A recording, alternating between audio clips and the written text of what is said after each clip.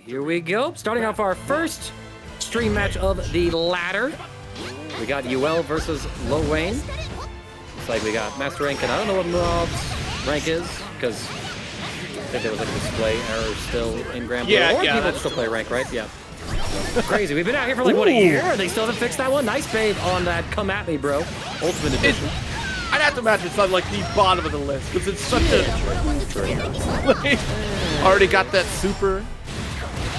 A lot of damage here to wrap things up. Vidril just needs one more touch. And, you know, speaking of characters that happen on the prowl, Lowain has been that kind of character to be keep an eye on a little bit here, especially with that ult ball that just ripped right through. The Mauve definitely down on the life total right now. Vidril closes the gap, goes for that classic UL RPS, fading back and runs up with a throw. Mauve with one more chance at life, but any touch from this UL is going to result in a chip kill is what I would have said. But we got food, but we're in there as well with the ultimate rushdown. So Vidril going to take round one over Moose. Snack. She can't be caught snacking. Not at that range here. Let's approach the Moose jump. Good throw bait coming from Vidril. Right, and there yo, I was going to say invisible high-low, but then we're already on this layer. We're going for the throws. We bait out the Brave counter as well. Vidril just in complete control. A third throw for your troubles. A second bait on the Brave counter. Dominant. Beautiful. Clean. Oh, my lord. That was... I applaud you, Vidril. That was amazing. We're just getting started here tonight, and we're already seeing play that clean. And that's the thing, like, the panic starts to set in for a character like Lowain once you get caught in a corner situation where Fox Dance is a problem, right? Because then we just go for backdash away. I know parry isn't as prominent as it used to be, but it's still very much a threat on the side of UL. For Lowain, we're looking at true reversals here. That's got to be ults on that parry here. Oh, nice. We do get to slide into DPS to pick up off the missiles. Yo, and she just... yeah, and she was able to clearly go through all of Lowain's homies with a special move, trying to get the approach in. Mauve teching throws now, making that adjustment from the previous round. We'll see if Vidril will start to implement the shimmies. Invisible low, good defense. Still good defense here. Oh. Good reset there. HBA opportunity here for Moose. The dance begins and I can't believe we almost survived the whole sequence. We strip at least one Brave point and lose out on the corner immediately. Right, we're going to spend a Brave counter, so we're all tied up at 2. Big punish opportunity for Vidril. Not able to get the full confirm. Mauve, once again in chip kill range, fighting for his life. I love it, but alas, not able to endure all of the multi-hits of that ultimate DP. So Vidril can take the first round with that aggressive call.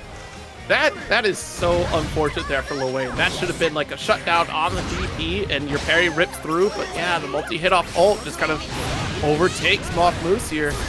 Give it a safety net. Nice challenge here. Oh, and look at this. Yeah, Vidril trying to do that same aggressive RPS. You're going to steal the turn with your counter. Let me do it with my DP. But Moose knows. He's like, I wrote that book. Nice pressure here with the 5S going from Moose. We go for SSBA.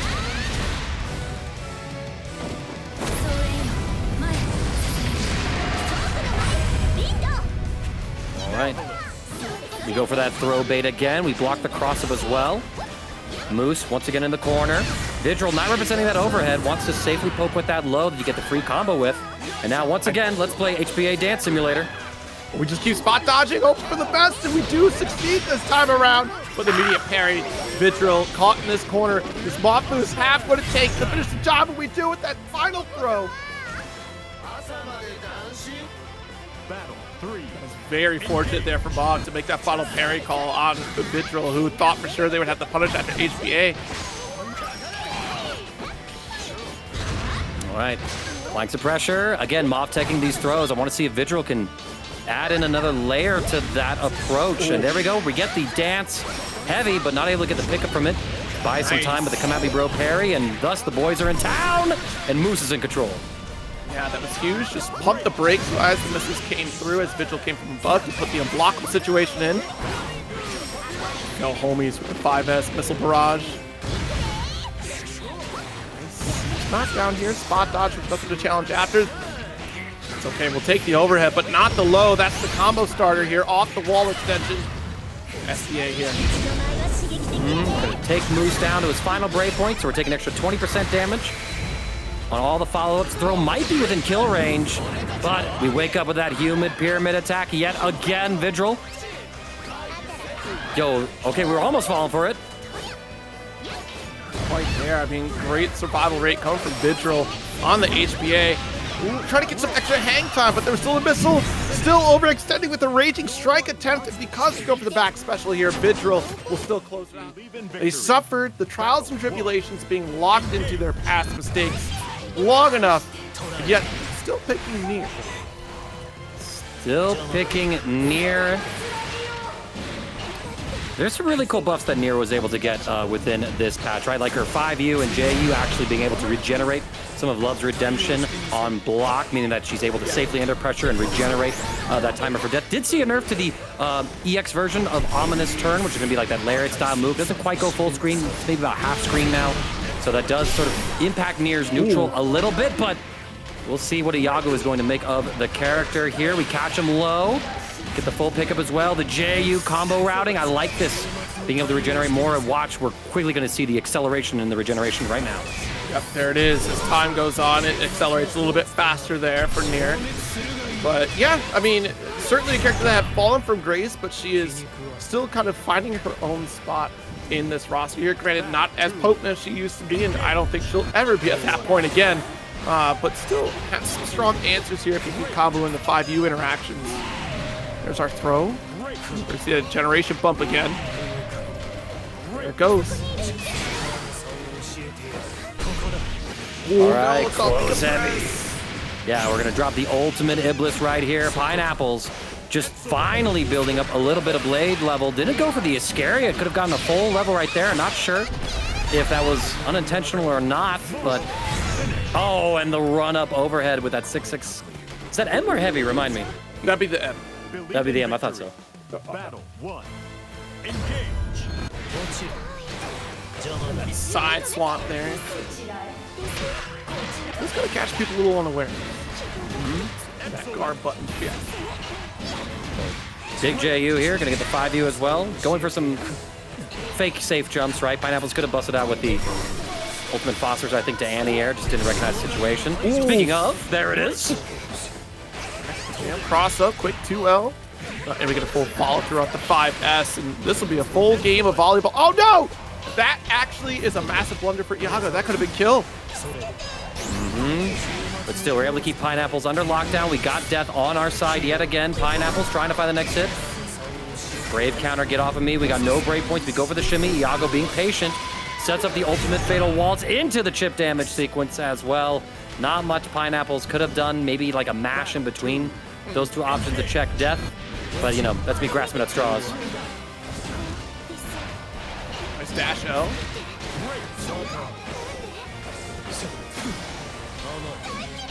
Forward, frame trap, nothing quite yet to it. Oh, but we dropped the combo, could have been big damage. It's so scary situations when death is behind you. I know it's hard to resist, but you don't want to try to press that 5L until you confirm that the opponent has not spent another card. That's going to be your for sure tell if another command came through. So often people are quick to try to shut down death as soon as possible. Crossed up, good block. Yeah, Iago going to be missing death for about maybe another 8 seconds. That fast regeneration about to kick in. And there we go. We're able to fit in a JU and a 5U. The gap in between. Iago mashing out that ultimate misfortune for the armor. Pushing Pineapples again into a near chip kill territory. We try to check death, but death says, I've come for you. Wait a minute. Hold on. No. Yeah, it's Wandreh. Yeah, it was display glitch. It got Gatts on both sides there for me. Yeah. No, you saw it. So who was who? But it is Gatts on the player one side, rocking that Soriz actually. So Gatts, one of my local Colorado players. So I'm gonna be slightly biased in this particular set, but is what it is. Surprised to see him on the Soriz. I feel like he has played it before, but I'm used to seeing him on the likes of like a little bit of Vasaraga, a little bit of Siegfried.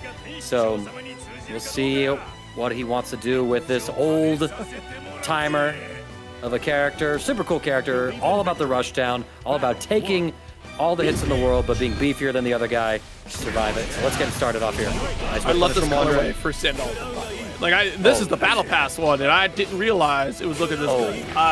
Yo, hold up. I need to grind out. I want that. I need to boot up my PlayStation to make sure I have it for a tournament setup. Good lord. Nice stagger pressure here. Goes BC away. We go for the Judgment Cut and see at 5H. Nice shot here. Back specialist support, and you're right back to full screen. Wandreh doing an excellent job of trying to keep Soriz away, but you are always one EX Lariat away from doom. We set up, we go for the throw, able to block the jump out, trying to swing. Don't forget that Brave counter, it's -2 now. Maybe Gatts having a little bit of old-time muscle memory. L, nice confirm with the far L, immediately going to the back and then down special for corner combo. SSBA to maximize your damage output.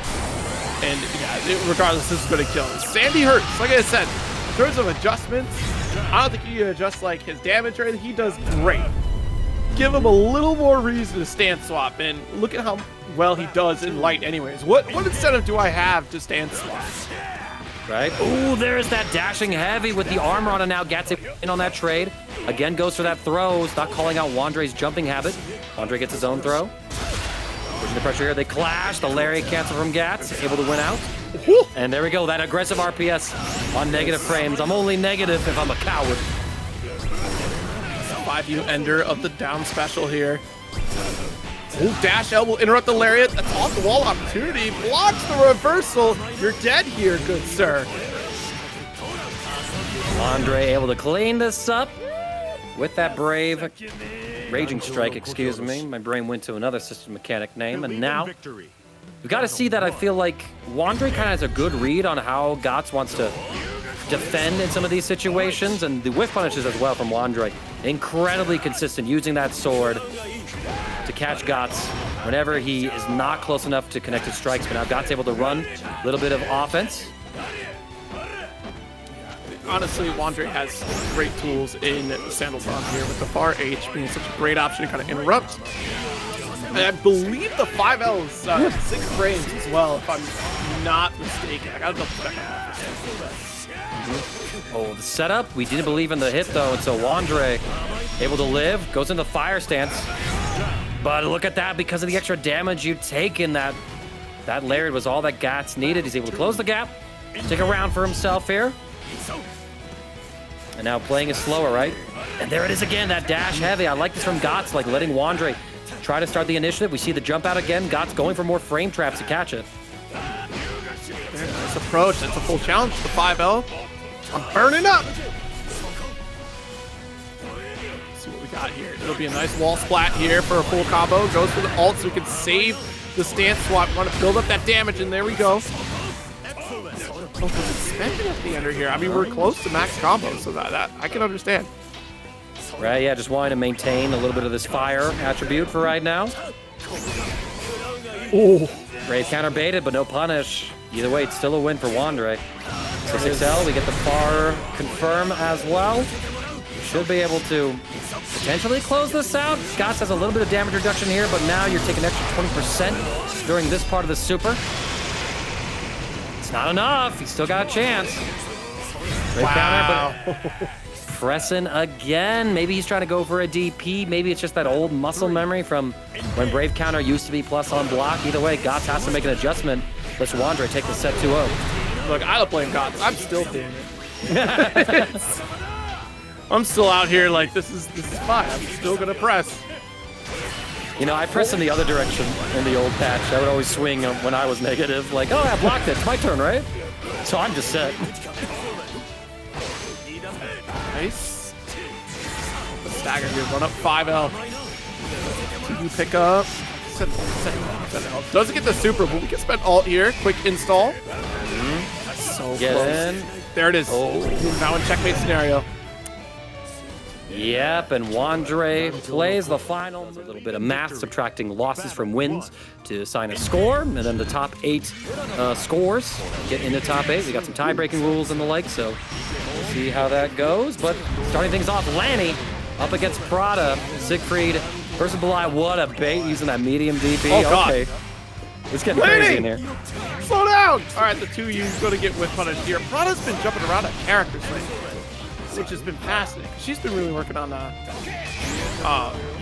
gosh, what was it? CAG, I think, was the last time. Obviously known for CAG, but honestly, we go for Siegfried here. Yeah, good reaction to that slow fireball from Belial. Oh, we got a spot dodge. Yo, this man is dead. 1,000 times dead. You wanted to be hit harder? I got you. It's so hard, you did. Battle 2. You think I died simply because you killed me? Round 2.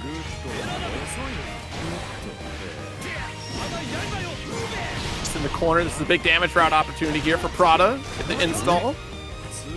Yeah, up to level 2. Almost had the shimmy. We spot dodge the back special correctly this time. Timing worked out, so Lanny gonna get a little bit more damage. And oh, we bait out the Brave counter attempt as well with the ultimate Asmodeus frame trap. Oh! Lanny, though, not expecting Prada to get hit. It's all scrambles, it's all violence. Ultimate DP, Lanny. The actions per minute between these two is crazy, Zero. Oh, too early for the 2H. Big jumping opportunity. Launch with the Orkin. Prada has one more interaction to go, but Lanny with the ult DP out. The stagger. Thought it was going to be a PC. All right, PC on the opposite end, though. Goes for the plus frames on the medium DP, but Prada is just too ready for it with that 2H. Big explosive set right there, but Lanny dropping a couple of counter hit confirms, right? Sort of just autopiloting the pressure. Battle 1. Engage. So we need to see Lanny kind of slow things down, see if Prada got hit or not. And then once we know that they're going to be blocking, maybe go for those command grab mixes. Respecting the Okran stance cancel. Able to get the medium version here. And oh, we get caught by the DP, Notoria. You can wait for so long, and then there's no action, then suddenly you just get caught by the DP. Good starter, actually, for Lanny for quarter carry, but missed the far medium opportunity. Ooh. JH would have been that better option here because the hurt box would have hit behind Lanny. Try to get across upon JM. Right? Going for the light tech throw. Prada under duress. But oh, the ultimate fireball choice. I like that from Prada. We run up, get the throw. Lanny forced to hold some pressure. Ultimate Asmodeus is going to get the next opportunity in, but Prada keeping Lanny away with that Brave counter. Finds the round-winning hit as well. Just one more. We're going to see a 2-0 victory. Come on and slam with a couple back specials here. Come for Prada. Nice move. Oh, perfect spot dodge and steals back the turn with the ult, or EXDP rather. Dash over chase, overhead triple attack. Counter hit too, so you know Prada's pressing in that situation. And yeah, one of the nerfs that you see to give Daddy some sugar, right? You're right next to the opponent. You're going to strike throw mix-up as Belial whenever that move fails now. And Prada showing their awareness of the matchup, shows their reactions with that too heavy. Going to stabilize with the Raging Strike and Chain. Here comes the Okran. We drop the combo. Still got plenty of Oki to work with. Oh, we got the reactions. Prada ripping a Raging Chain. You had the meter. You may as well send it home, but doesn't even need to spend it. Prada taking it 2-0 over Lanny. Believe in victory. What am I watching? 1. Engage. Well, you see, Ryazo? Ryazo sometimes plays Anila. True, true. I think I remember this.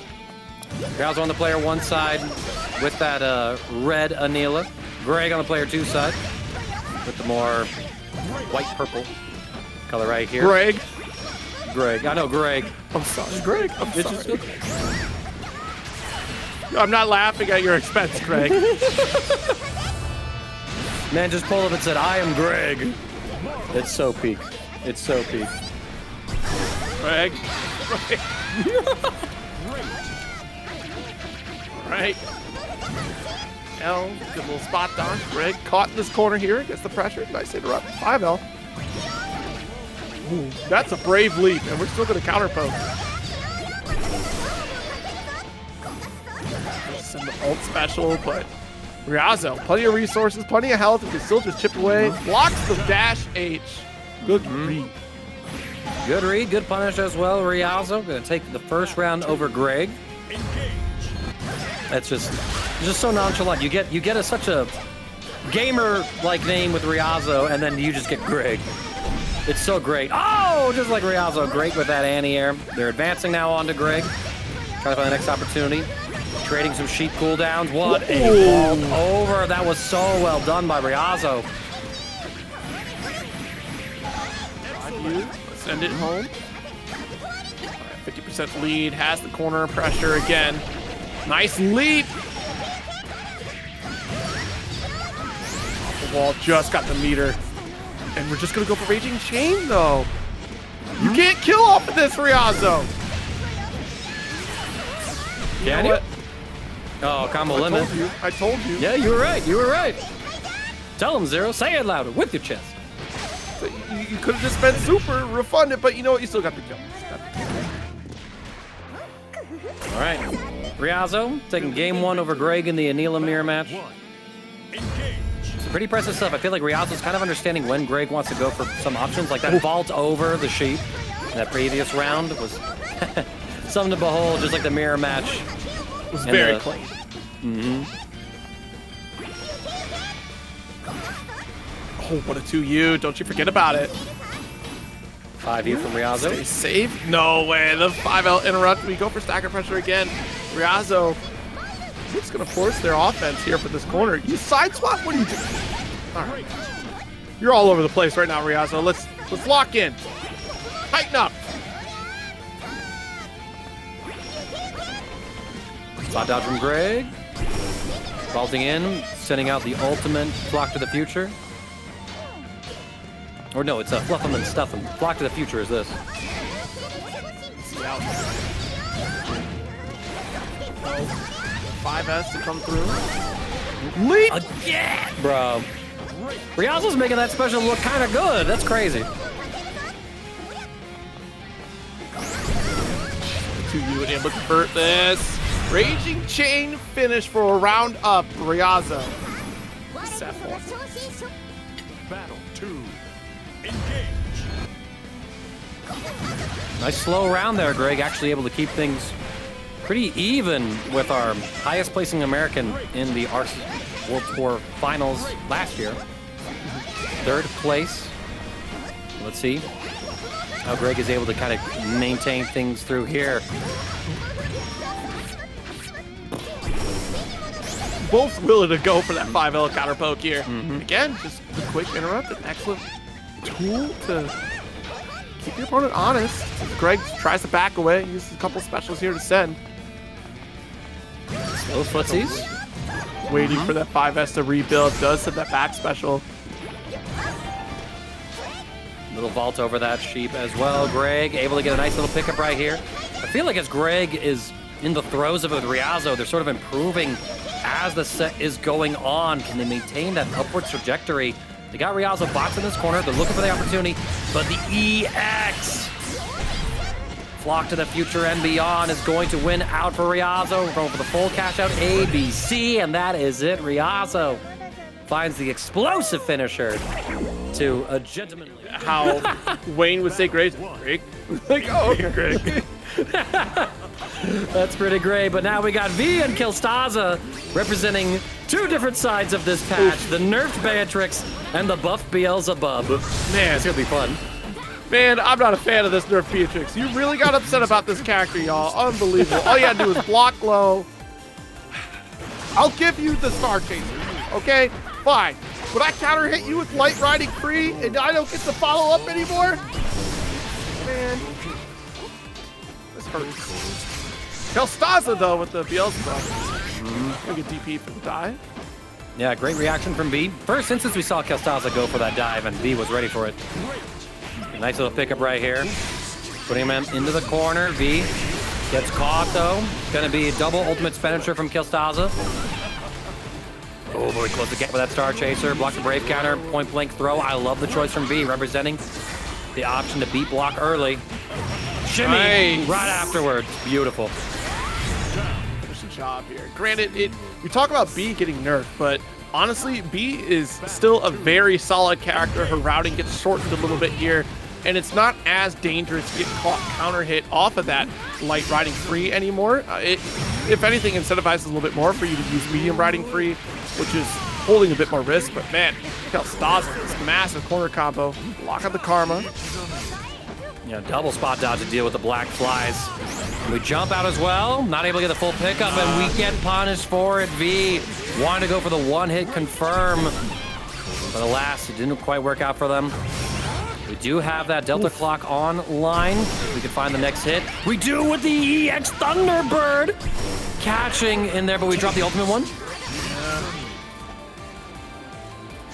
Don't back off too far here. Don't miss the throw. Good block of the alt nails. Patience. No DP here off the dive kick. With no brave points. Oh. Don't have the Delta Clock hit. It was too far away. But the bubble. Bubble will protect when in doubt. Yeah, let's see if V's going to be able to find some of these hits. Like you mentioned, the light version of riding free, not getting any follow-ups and counter anymore. Some more of that power was assigned in the medium version, which gets you a close medium follow-up actually after the launch. So an improvement compared to the previous patch, but you know, you're going for the slower riding free. So it'd be a little harder for it to function in that manner. That's that version of it can get thrown out here before it activates that final hit. Nice run up back throw. Quick reaction from V. I think V is equipped with Sandalphon at the very least. Johnny Silverhand's help. That you don't need that. Unfortunate misspacing on that throw shimmy attempt from V. Got caught by the Raging Strike. That was a brave counter coming out from Kelstaza. Now V, no brave points left in the chamber. Has Super Skybound Art, and there we go. We get the full pickup right here. Delta Clock to get us by the improved combo routing. And we go into the Super Skybound Art. Does Kelstaza die? I don't think so, even with this extra 50% damage.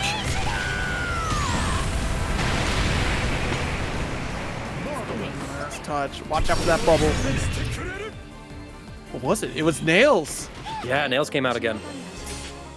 I think Kelstaza might be trying to bubble in that situation, but is like getting a misinput because bubble makes sense there to me.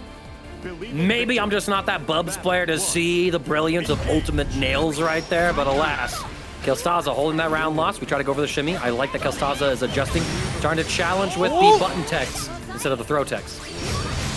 Nice. The utilization of the medium riding free.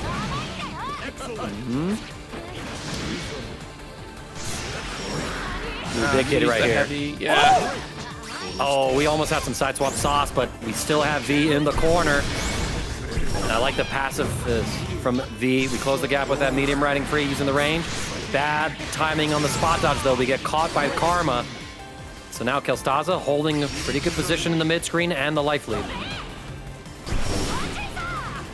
Ult Star Chaser here. Staggers. Finally getting the BC.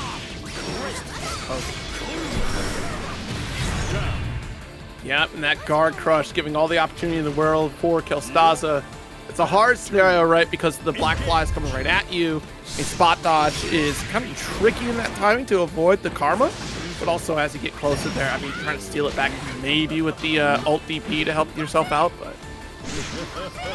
6XM now. A couple of overheads connecting here for V as we put Kelstaza into the corner. Plus frames with the EX Star Chaser, but we find the opportunity to press. Now we're trying to find the next big hit. Next bubble this time.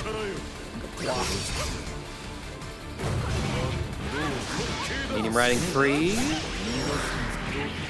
Okay, here we go. No side swap play. Instead, we just keep it simple. Go for the Skybound Art. Putting B into nearly guess for game situation. Wake up, ultimate DP. That's a Beatrix at heart right there. A little shimmy walk back and forth. He bait out the Brave counter, but alas, we're not able to get a bigger pickup than that. Pressure, 5L, but still all these hits. No. It didn't lead to anything, 0. Too far away for that BC to connect at all. So Kelstaza coming out on top with that EX nail as we go into this final game of the set in this ladder series here. See y'all crushing it with the match arena codes in the chat. Thank you so very much. No counter hit on that riding free, just a punish one, so. Nice double spot dodge. We go for the... Yeah, that was a little ambitious even for a brave counter attempt, but we'll see. Both sides down to a single point, or 2 points rather. Missing a single point. Nice. We get the 6XL confirmed. So V going to opt to save some of their Skybound gauge for the next touch to potentially go into a Skybound Art. 6XL yet again. Shit. Going away here for full sequence of abilities, and look at how much damage we had done for that sequence. One final brave point is left here for Kelstaza. Good patience from V. With the stroke. Far I'm not going to find any connections to low profile. Ultimate flies. This is a big combo starter for Kelstaza, and we get the side swap with the 5U. So now V in the corner gets caught by the EX dive kick. It's a full pickup here for Kelstaza.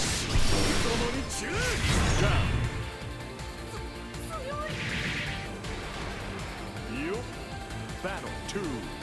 Engage. All right, set point for Kelstaza here. We get the medium counter hit with that riding free, and thus you get that triple strike in mid-screen to extend, get yourself a little bit more damage. A couple of button techs here. I like that V now. He's been going for shimmy, or they've been going for shimmies so many times. They're finally starting to represent the strike part of the mix-up, or even just the throw itself. Getting some free damage. But Kelstaza trying to fight the way out of the corner. See how successful they are. Karma. I wasn't ready to spot dodge it there. Got caught, so go for a BC steal the turn. We do steal after the flies, but don't get the pickup on the alt Thunderbird there, which is unfortunate because we could have extended with the EX Thunderbird after. This. My friends, welcome to final game, final round, our first one of the Granblue crossplay ladder tonight. I had to reach for it there with the medium ride free. Oh no! Oh lordy. If there's any point in which you take a counter hit DP, like that is probably the one point you do where your opponent doesn't have full resource, corner carry, doesn't have resources to do a significant damage. I mean, still is significant, but not as bad as it could have been with full resources. Right? V once again spraying the Brave counter once they're pulled in by Karma. Both sides down to a final Brave point. Ultimate and Brass Sword, get off of me, V. Trying to find the next hit. But Kelstaza, ooh, almost had that spot dodge, but we do find V with the follow-up skill, and Beelzebub in the hands of Kelstaza will take it over V. Believe in victory. Man, really unfortunate what happened to you Zeta players. So tragic that you are all suffering in this way. I'm sure there's nothing that Zeta players could do now. Nothing at all, huh? Not like go for the counter after that Rhapsody. Ultimate fireball laser, but oh my god. What a massive hitbox. Now he's Seika. Putting Yoru in the corner. Got lucky. Threaded needle on that one. Yeah, great. Right, you know, wow. Go for the low. Good defense from Yoru. Snipe him. Force the block with the down special there, but the parry. What a 5U coming from Seika. Or, excuse me, from Yoru. Swinging, we get, oh, just too far away to link that far M after the just frame. And again, we find it this time we make the adjustment. We go for more heavies. Skybound Art to seal the deal. I mean, Yoru, how could you do this, man? Like, Zeta, she's really hurting right now, okay? Like, she needs some support. She needs a friend, and you're not being that. 2B's untouched. See a corner carry here off the medium series. Oh, nice throw.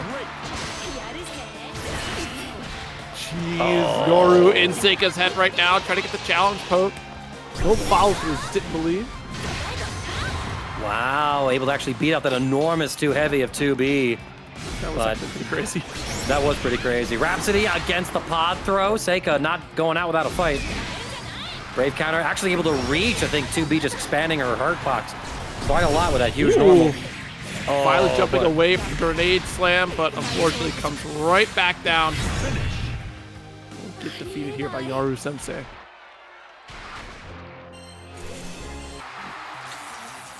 Believe in victory. Battle Plenty of interesting interactions with some of the hitboxes and hurt boxes, but Yoru Sensei in firm control. The Rhapsody, yo, and you got the side swap sauce, Seika.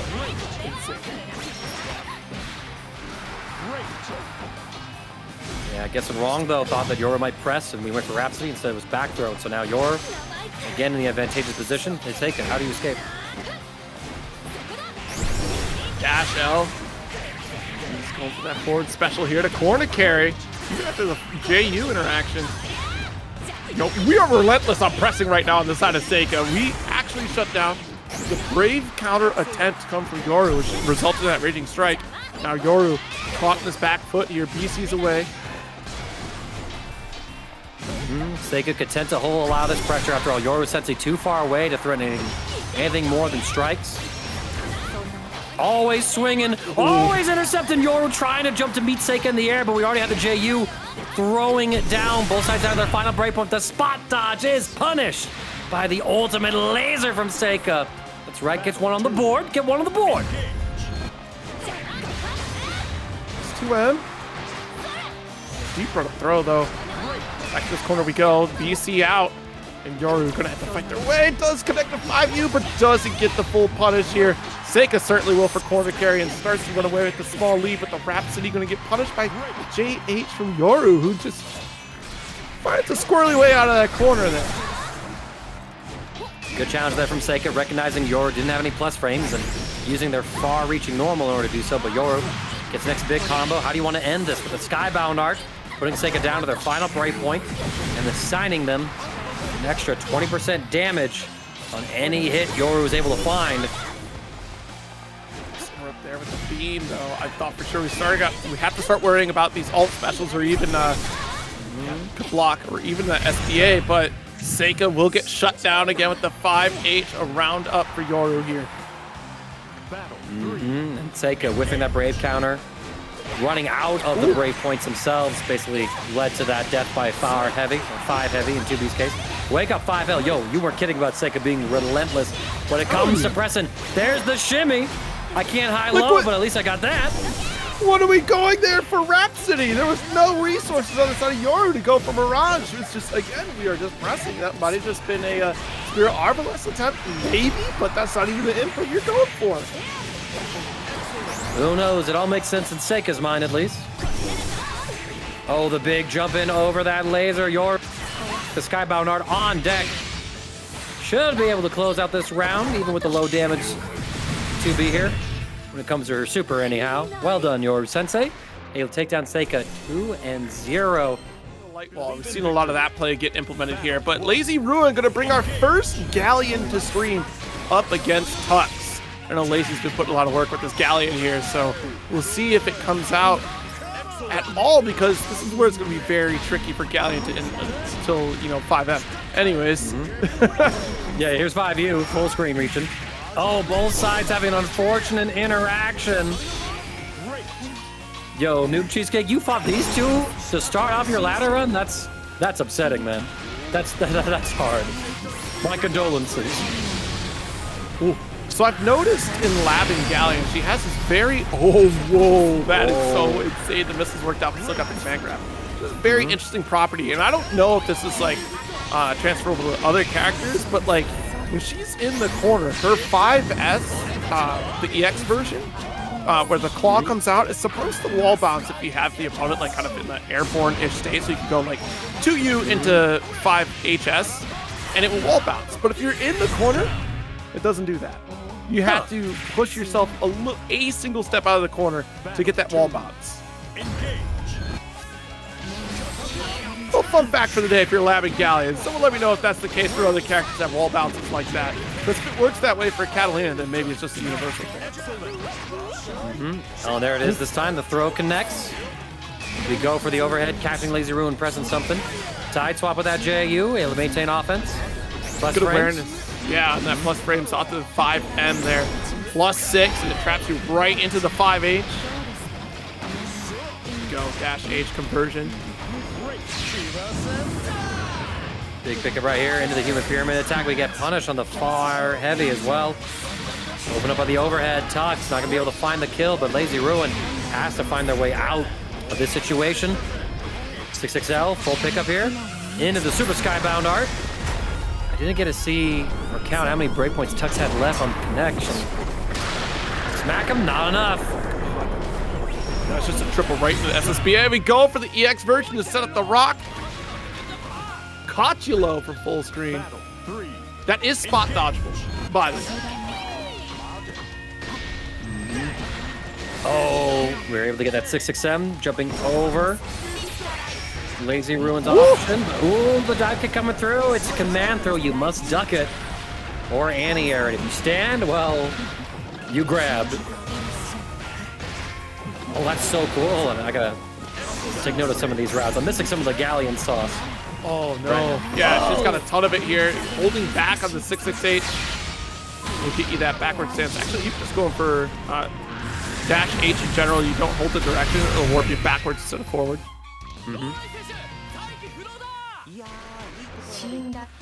All right, Lazy Ruin able to make a little bit of a comeback. In that first game, let's see how much of the momentum they're able to maintain.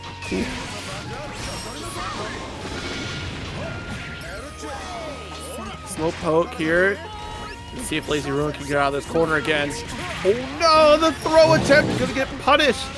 Got a little cross-eyed there in that corner. Able to use the block button, yep.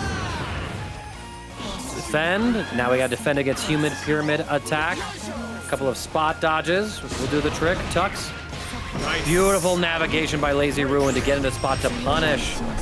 And there we go. We're able to get the full pickup here as well. This is Galleon at her finest. She's got the corner. She's got the setups. But the missile's stopping the offense from Lazy. Nice. Does get the dive special here. Oh, parry. Quite the challenge, yeah, with the 5 HS. Battle 2. Engage. Here we go. Muddy Embrace. Push, Tucks. We get the side swap, and now Lazy Ruin once again in the corner. Has to try and hold. Catbot gonna snipe, and we catch a throw tech attempt, I think. As Lazy Ruin being put through it. Goes for the ults forward special this time around. First time we're seeing it, puts you right back into the circle. You can move that position on the circle setup here. It doesn't have to stay in the same spot.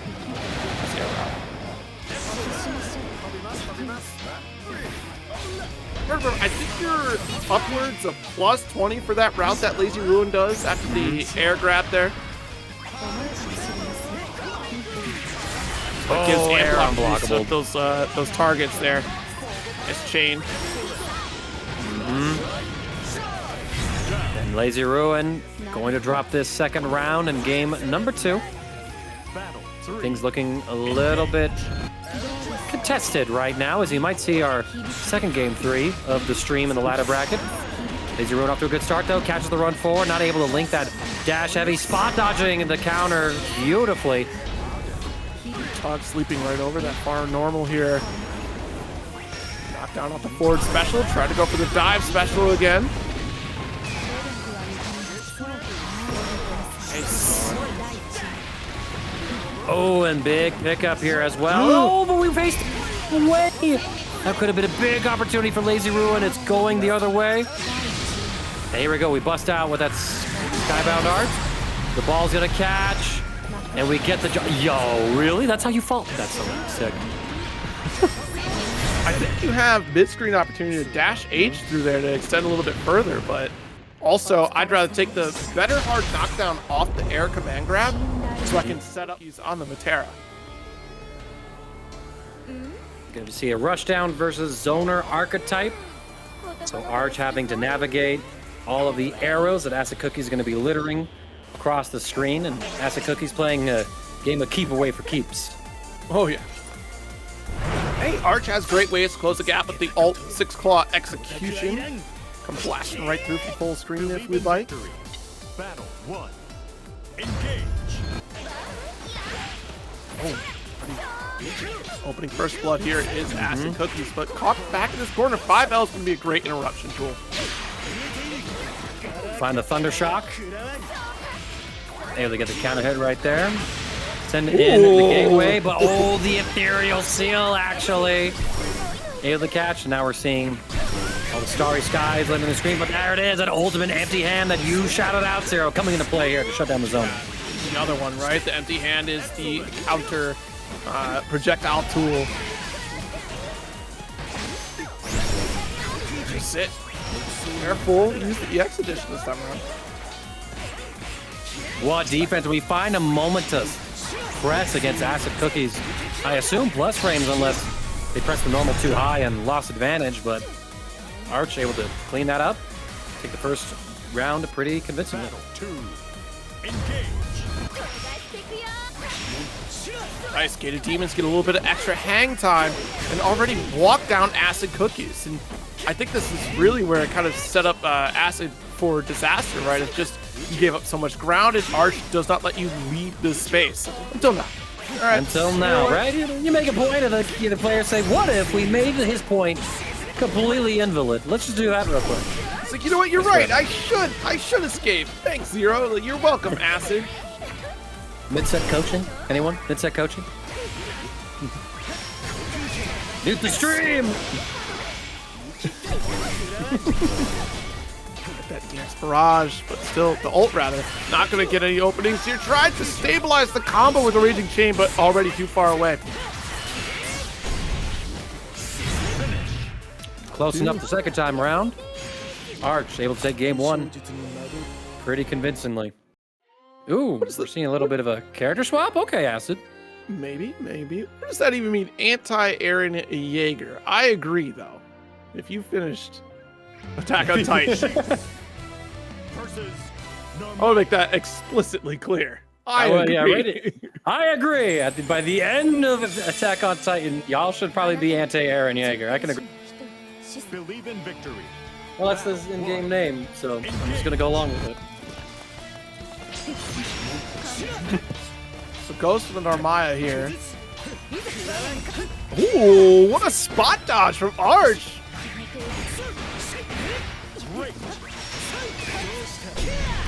Block on the BC is still going to be Arche's turn with a heavy counter hit.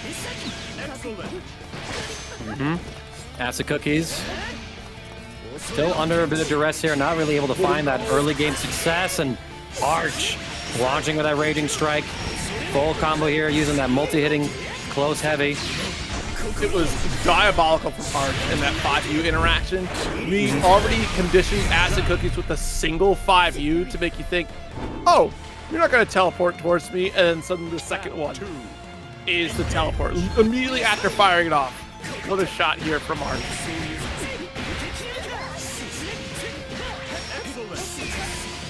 Good defense though from Acid. They have to block the jump in. The buzzer check from Arche, but no block button. You block cross-ups manually? Okay. Ooh. Nice parry out of that corner. Scooped up.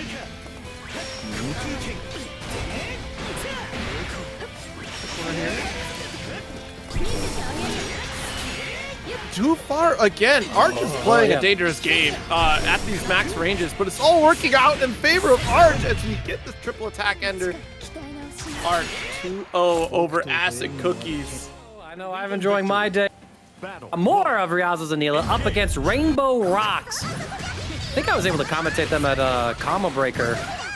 Actually, at least I have some vague recollection of this. Maybe I'm just hallucinating a set or a name, but let's see how things go right here. We got some pretty solid Cagliostro gameplay. The shimmy as well, catching out Ryazo's initial throw tech.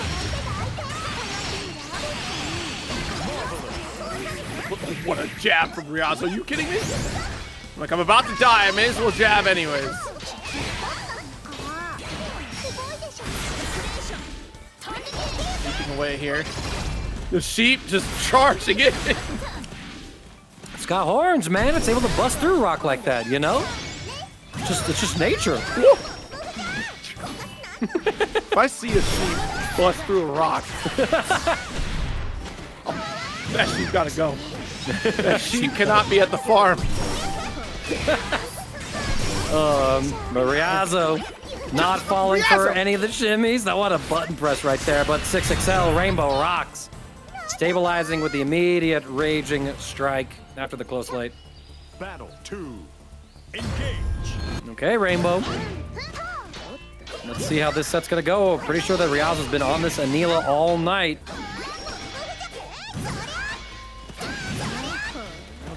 No.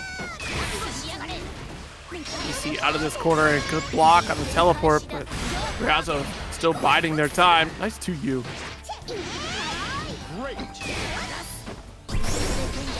The block and full punish here coming from Ryazo. Off the wall with SBA. You have no break points. This is a wrap. Bust the sheep. coming on through. At least the wind up for it. I know the Super Skybound art has the more appropriate animation, but I don't know. I just see either of Anila's supers, I get the same vibe of, are you okay? And no, I am not. You just hit me with your super. I just don't see it. I've never seen it for this. I don't understand. I just realized she you're being holds genuine. out to her fist, and a sheep comes out, and everyone's like, "Bust the wolf!" I'm like, okay. A wolf in sheep's clothing, man. Come on now. Must be. Oh, what a jump air throw!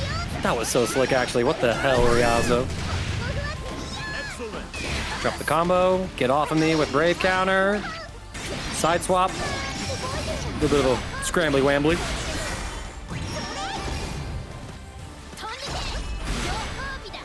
There, good patience. Hold on to the alt seal.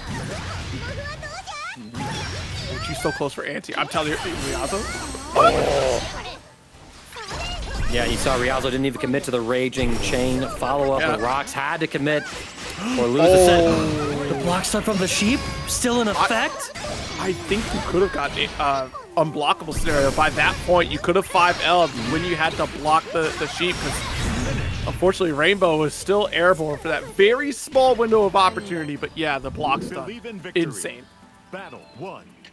Engage. Crazy interaction as RainbowRocks going to scrape out a Game 1 victory. What are you going to do about 5H, huh? Just like calculation 5H rock? I guess. Jesus! Dash H for corner. See some plus frames.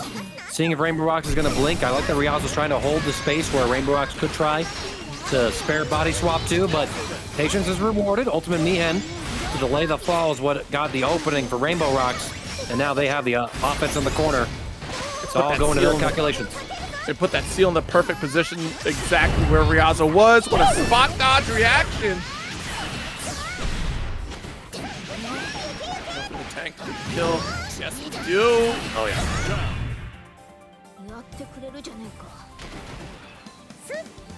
Battle 2. Okay, Ryazo answering back here in game 2, taking the first round. As we're just jumping over sheep. This is some sort of children's game, I swear.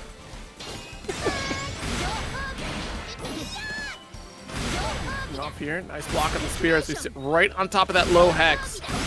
Daring Ryazo to challenge. Ryazo rises to the occasion with the 2U. Brave counter, get off of me though. Only the punish counter as opposed to regular counter or counter. So we didn't get to see the hard knockdown into free side swap, but RainbowRocks makes it work. Double Mihen plant calculation, go for the shimmy, catching him again with that far heavy. You are far from alive, you are dead. That's what I would have said. I thought we had a Skybound arc coming through, but RainbowRocks had other plans. We are close to chip here. Anything will do. We just go for the EX Hula because it is darned if you do, darned if you don't on the side of Ryazo. One thing that would have been insane, SSBA from Ryazo. On reversal, that would have been devastating. Oh my god. RainbowRocks again getting Ryazo into this corner, frame trapping with our heavy normals. Dropping the 2 heavy though in that confirm or just using it as an auto time. Ooh! Raging chain. We're trying to catch up in damage here. Just gonna save onto that stock of meter. Run up with the 5L, launch it. There goes for SBA opportunity. No? No, again, you and I just can't guess when these players are gonna use these supers, but here we go. The Skybound art from Ryazo. Securing that kill. Go ahead. I would have thought it was just too high, but that should have been a solid SBA. We just dropped entirely here, but 1-all. Believe in victory. Battle 1. 1-all. Ryazo sticking through with the Anila. Can't make them try to bust out the 6 tonight. They want to play the Sheep Girl. Well, that's what they're going to play. RainbowRocks lets the jump in happen. Spends a Brave counter. Side swaps. DP from Ryazo to take the turn back and get us back into the mid-screen, and relentless play here from Ryazo, too. Triple attack overhead. Woo, didn't finish. Just goes right for throw. There we go, 2 L's. Oh, man, Ryazo. 1 Brave. Oh, you're dead. Yep, dead. Wow, a very quick round, too, compared to how competitive all the other ones have been. Feels like Ryazo has fed the sheep some pre-workout. Like, listen, I need you to be a little more active. And that's the thing. If you've ever played Ryazo, like, you'll notice that he tends to just let you feel like you have the lead, right? And then suddenly just activates overdrive and just starts to overwhelm you with options. Ryazo in complete control in this game number 3. Feels like all they needed to do was win the second one and the set was secured. Just, yo, these are some menacing walk forwards from one of the cutest characters in the game, right? Just like cuted coded. 5H. There's a couple of them on top of Ryazo here. Wait, you have no break points. You're just about to get super, nowhere near it. So you have to hold all that pressure, waiting for the 5H. Ryazo, strong patience. Yeah, but we wiggled just a little bit as the calculation came through. Rainbow holding this positioning. That was such a brave run up for the throw, but So just needs one touch. It's literally just a single hit. Mihan, as RainbowRocks is trying to attack the life bar, and finally catches Ryazo wiggling. They had to make a play at some point before chip kill became a factor, and RainbowRocks kept everything just tight enough to secure victory. Whoa!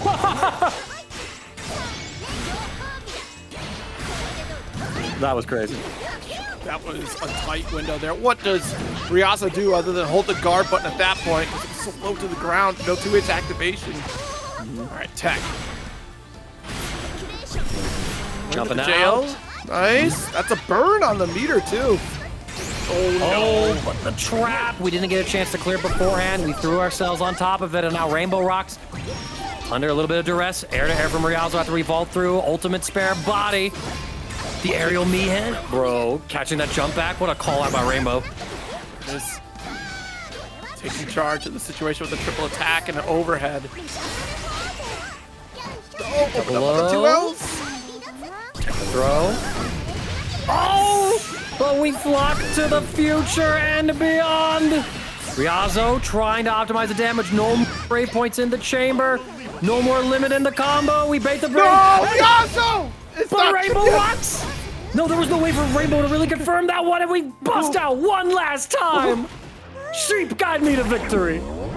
Oh my God, you could have. Victory. Our second Galleon of the night, too. I mean, as I recall, Char said all in on Galleon. All in. Oh, okay. So we'll see how things change now from Vera to Galleon. We get that counter poke from the far medium. Oh no! All right, able to challenge back with that 2U. Now they get that one. Doing a quick little reboot on the scoreboard as well, because apparently Garfield just glitches it out all the time. Able to avoid the attempted muddy embrace. This player 1 finds the 6XL. All right, maybe I'm having too much fun. So go for 2 there. Now you're going hooligan. This is what I was talking about at the top of the stream. These grapplers, I don't even want to call Galleon a grappler.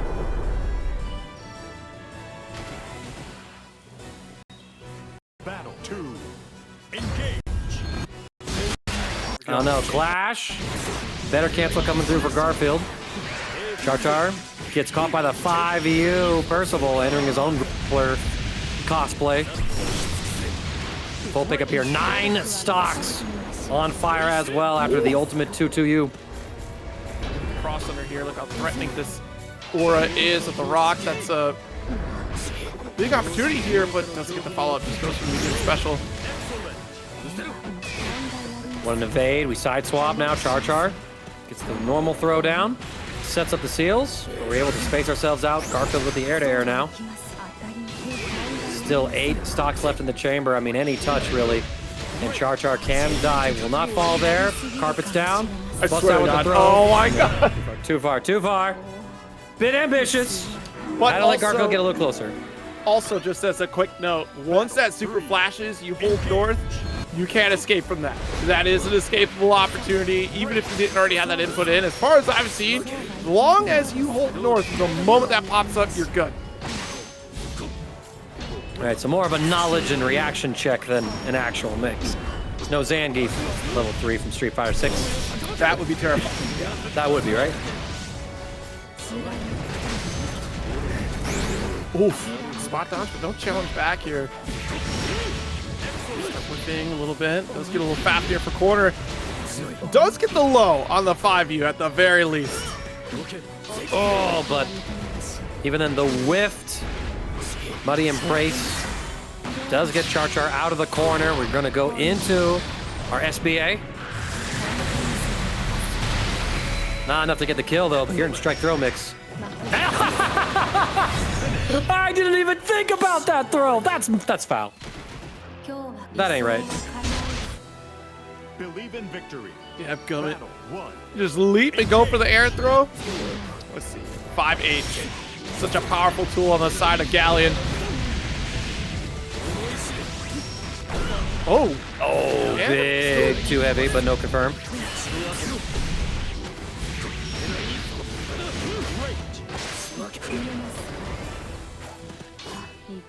Garfield breaks the overlay. Overlay, Oh yeah. my goodness. What if you did GFLD? Right? Yeah. Oh, Take you out do again? take out the vowels and take out the R. And Gar. I don't know, some copyright thing. It's like, listen, I'm not talking about no Garfields here. I like Mondays. Said no one ever. nice 2H. Did you go for that? Because okay, kills. I was gonna say because if you go for the 2H, you could have done the 5U to bring it right back down, except after, but it still works. All right. Garfield trying to fight his way out of the corner. Char, though, gets caught, but no full confirm off of that 6XL punish. Oh, Big okay. punish. Is what we would The have said. triple attack. Damn! Scoop him. Oh, my lord. There's some spaghetti no. all over the screen, Zero. Somebody get him. All right, let's get the dive kick. Another.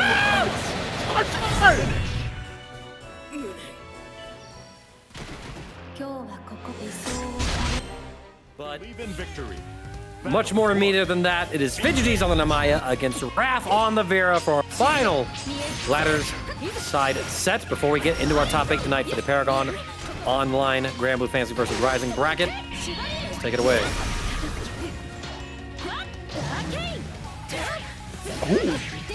I could air to air. Slasher, big jump in from Raph. Oh my goodness. Namaya players want one thing, and it's disgusting, but full launch right here.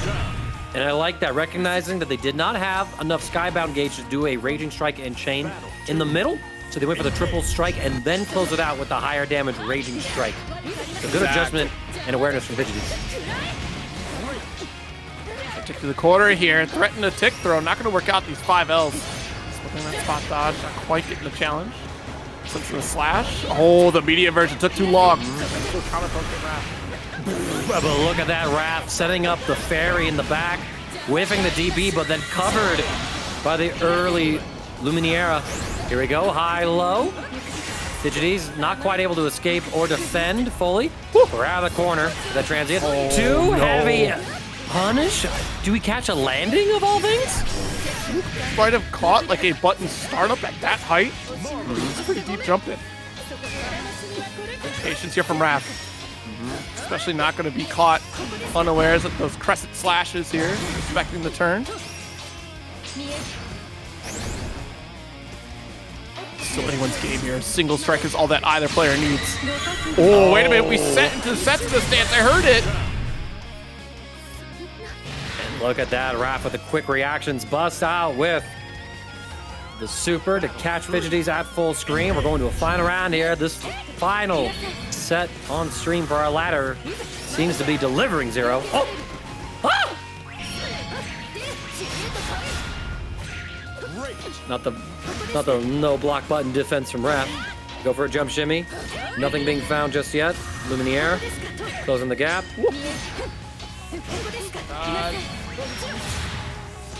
Yeah.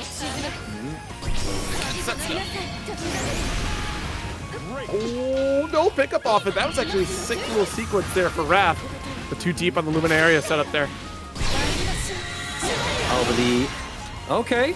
I like that from Fidgeties, using the ultimate Crescent Moon in the air to change their falling arc to avoid the anti-air Skybound activation.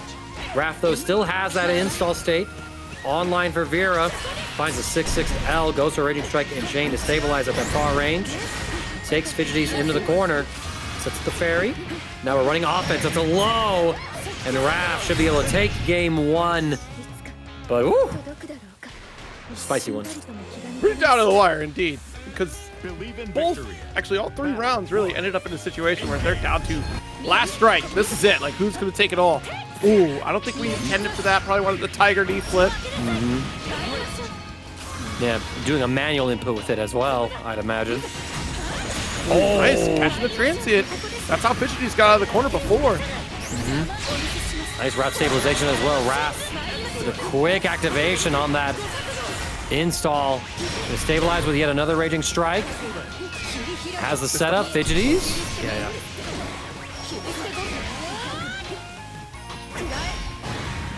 Patience there.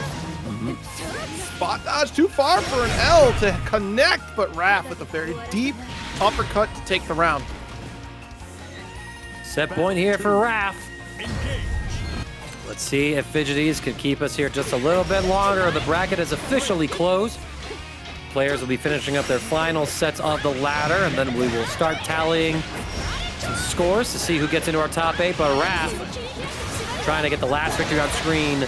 The invisible throw. You're thinking about blocking the Fairy when all of a sudden Raph just sneaks that 5U in to get a free install. Has full Skybound gauge. What an anti-air into some sauce. We get the extension near the corner as well. Oh, and we don't go for a Skybound art to finish it. Instead, we got one more setup. We see the jump in. A final Skybound art to anti-air as Raph denies Fidgeties the Crescent Moon. Getting shot down by Castiel. Castiel, thank you, Zane. And Dragalia. They all went 11-3.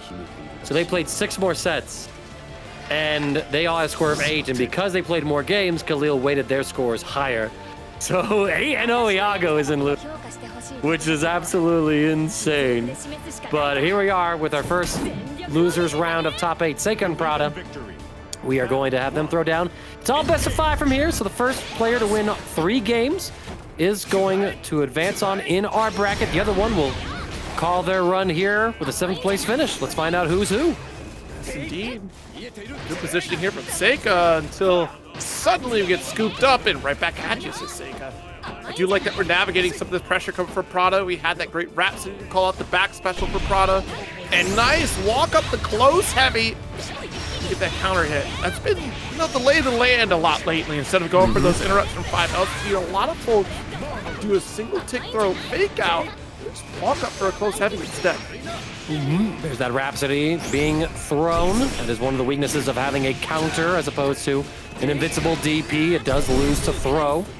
Oof, okay.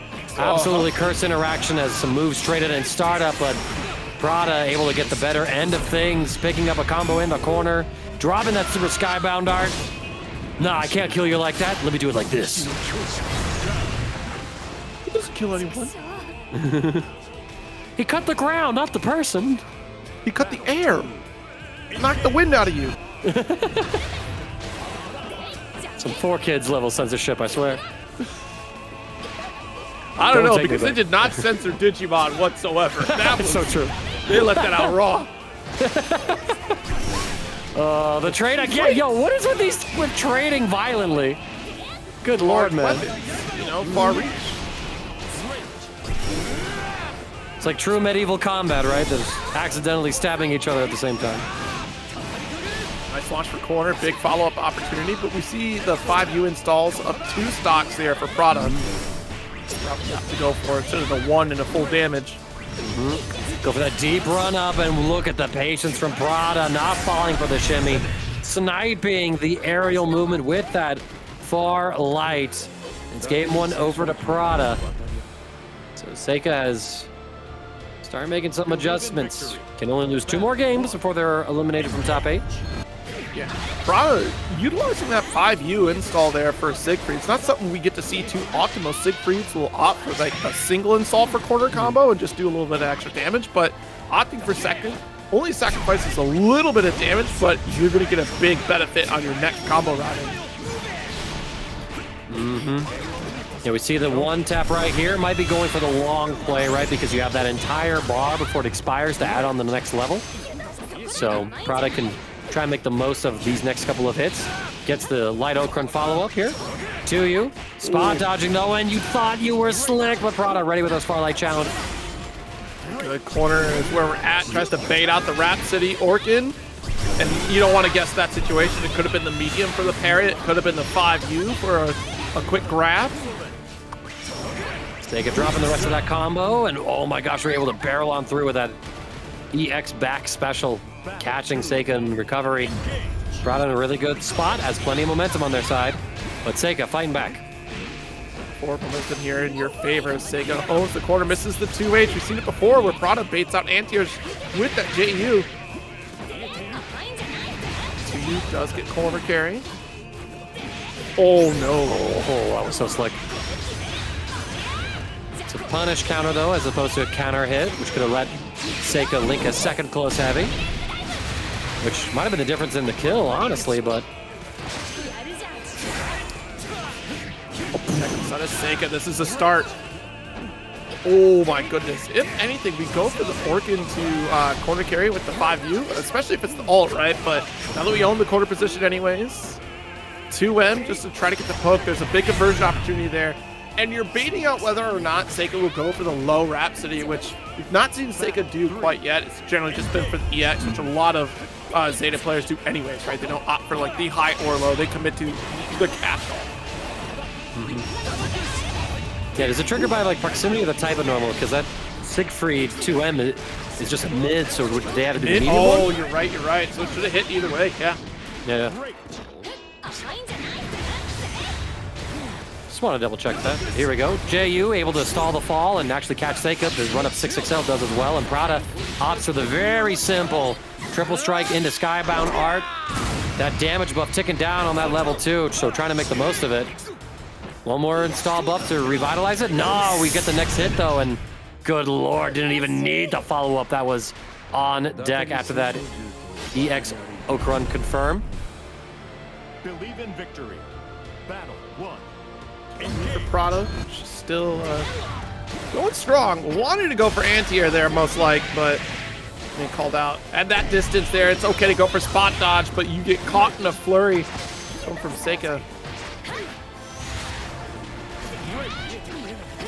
Oh, and there is fast overhead afterwards, but not really a full confirm. The empty low, however, is a full combo for Seika. Needs to finish this up in order to get this round victory, and links the Skybound Art for a perfect. Very nice. Battle 2. Engage. Strong round here for Seika. 5U, stop the approach.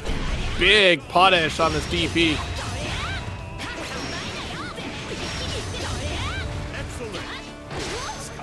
Strike throw gaming. What an air-to-air for Seika, though. Very quick to the draw. That was a quick adjustment there from the JU that Prada will be putting out for the anti-air call-out. Seika just opting, I'll beat you up high. Either way, I'll get the pickup. BC out, though. Ooh, tastes of your own medicine. Empty low from Prada.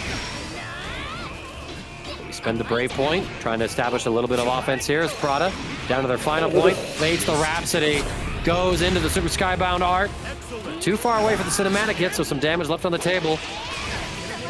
Surprise after that first spot dodge again. Utilizing other options would have been very fascinating here for Prada to go for U-Ender at that point, but now we got the pickup. 50% leader? Yeah, that's as far as we go here. What a rising JU. I almost like to be an anti-throw option. Both sides go for their counter options. It's all bits of spaghetti. Seika just applying some pressure with that 5U. Prada not in chip kill range yet. Is there now, but you win one too many. It's a punish hit for Prada, who is now at set point. Yep, and because it's the same special, it's not going to get your chip kill there. It is still going to keep you in that same position. Oh, what a jump in! Empty low run up. Seika getting caught. It's gonna be a little bit of damage here. Prada gets one level, a second one. Oh, but there's the Rhapsody buying us some space. Dash L this time. Great staggers go for Prada. Good patience there on pumping the brakes. With the 2H. Huge. If the 2 would have connected, I wonder how far it would have gone. Probably would have gone for Raging Chain at that point, but here we are. Close and into the super. No cinematic though, again, the range. But we're trying to set up the chip kill, Seika. And the run up DP from Prada, absolute savage way to end it. You block, I win. You try to tech, you try to mash, I still win. You had to cross over, you had to spot dodge. Believe in victory. All right, but the recently buffed Vayne, we actually got to talk about that a little bit, has a bigger shield, has double hits on his energy destruction. Yeah, right, that's a massive shield. It's like nothing gets through that, you know? Has some routes. Yeah, right. Parry gets the punish. Yoru Sensei, though, with the offense in the corner. Ooh. Yeah, this is going to be interesting because you can challenge some of this heavy range with the energy destruction from Vayne here. Stagger pressure. Jeez, don't press. We get knocked back from 2B. It's her turn. It's still her turn with those enormous heavy normals of hers. Yoru going to go for the Skybound art. Living with a pixel. Oh, watch it. Jump. 5U, yeah.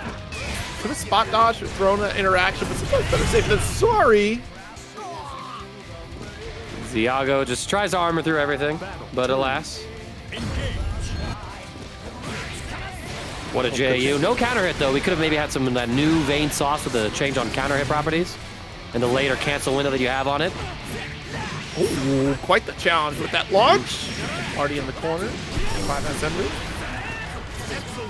Good damage here. We got the shield set up, so limiting some of the Abari options, but Yoru finds a way to escape the corner with 2B's incredible air mobility. Frame trap in, regenerate some skill gauge. And now Iago trying to find the one for all, gets the confirm. Oh! I love Vayne combos! Vayne combos, energy destruction, get out of here. I'm telling you, man. He's real. Different character this time around. The Vayne 5U, the Vayne 5U is real. Trust me, all, like, we're gonna see Iago get a couple more opportunities. Show that off, but Yoru jumping through the shield. Without the ultimate version, there's no active hitbox on it. It just intercepts other hitboxes, so Yoru able to power right on through it. New sequence for corner. We do have forward special available. There's all no unblockable. Tried to go for it with that 2H, but we still got this one. Couple of links right here as well. Oh, but looking at the shield, able to intercept the pod hitbox. And there it is! What a spot dodge from Yoru, but still Iago with the advantage. Run up, set up the ultimate one for all, looking for any kind of reverse. Controlling the space right now, keeping Yoru box in this corner. And oh my god, 1 destruction, 2 destruction, and Iago takes a very impressive game 1 over Yoru Sensei. Y'all, Vayne is real. So glad Vayne is here. Dash H. Oh my goodness. Imagine if you would have kept swinging through that. Imagine if that one, yeah, Yoru Sensei would have had to test Iago's knowledge on, all right, do you combo start a counter hit from the second hit? Probably the same as the first, but I'd be curious to see the difference. Tech. All right, though. Good respect out of the corner. Biding our time. It does succeed with that 2H. I don't think I've seen a 2B get 2H4 in my life. Yeah, no, Yoru not really. With the medium energy destruction. Still catching. Ultimate one for all. And when we get a shimmy and we close the gap yet again, Iago. As the shield goes for yet another shimmy. Yo, you try to wand. Oh my god. Iago being absolute savage, but Yoru Sensei says I can shimmy too, you know. Yeah, yes indeed. What's the lore? You root for Vayne. He's the goodest boy. He is the golden retriever of Granblue. And he's finally in the game. He's been in the game, arguably. Just now he's better. Well, but you're taking him out. I mean, honestly, there's not a lot of anybody. Battle 2. Engage. Boo. Oh, back throw here. So Iago gets the corner now. All right, Iago, hit him with that Redeemer special. Run up, energy destruction to shimmy him. Oh! We get the arm destruction ultimate for the reversal. And look at this, Yoru Sensei trying to press, but that one for all able to stop any sort of interruption on the approach. Whoa! Yeah, the shield having durability, so it absorbs the hit from the rope. At least the one.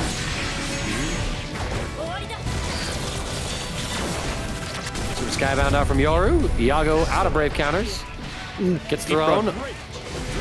What? The destruction made it through. How did it make through? Zane just navigating around the normals of 2B. First off, you woke up and did medium energy destruction. You're insane. You're insane. Reading a throw potentially, right? Because, Yeah. or it also like worked against the stylish shimmy that Yoru Sensei went for as well. There's 5U and early reaction. Yoru showing the knowledge that you need now to fight with that 5U. You don't swing into it to try and knock him out of it anymore because the armor lasts until the end of the active frames when he swings at you, actually. So instead you want to spot dodge, bait him into swinging early. Energy destruction, a second one, and one for all, but too far for that too heavy to air unblockable. Watch it. Yeah, opened up on the stagger 2L there, and this should be a round and a game for Yoru. Gun him down, Pod. All right, Yoru will take a closely contested second game here. And let's see, Iago gonna lock in with the Vayne yet again. Battle 1. Wants to fight the Gorilla normals of 2B with the Gorilla specials of Vayne. I haven't really seen a whole lot of wild beat in that neutral because we're usually just playing around the energy destruction a little bit more. We do have buffs, of course, to wild beat. And I like this from Yoru, representing throw early to call out those 5U, but alas, your throw this time was mistimed. I do have to say, though, I like that Iago is playing a little bit more aggressive with Vayne in this matchup in particular. Normally, the captain saying mid-screen is where you want to be at, but against 2B, that's her sweet spot with the 5H.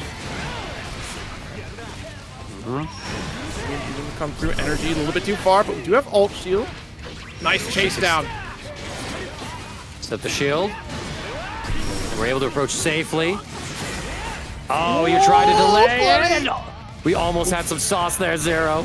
I'm pretty sure we tried to hit JH and it clashed into that shield, so therefore you're gonna hurt for that one because your hurt box does go that low. Look at that, using the ultimate one for all to get Yoru Sensei to block and then bait out the Braid counter with the spaced out normal. Excellent play there from Iago, just showcasing so many different ways Vayne and his toolkit can play around the system mechanics. Yoru disengaging. Another one for all. Dash L here, just pressure for corner, and we do have liftoff. Big damage here. We spent 3 EX skills, and Maggie with the $40 contribution to the Matcherino. Thank you so much. If it's Magi, I apologize. Let me know in the Twitch chat. We're over $100 in our prize pool for the players now, y'all.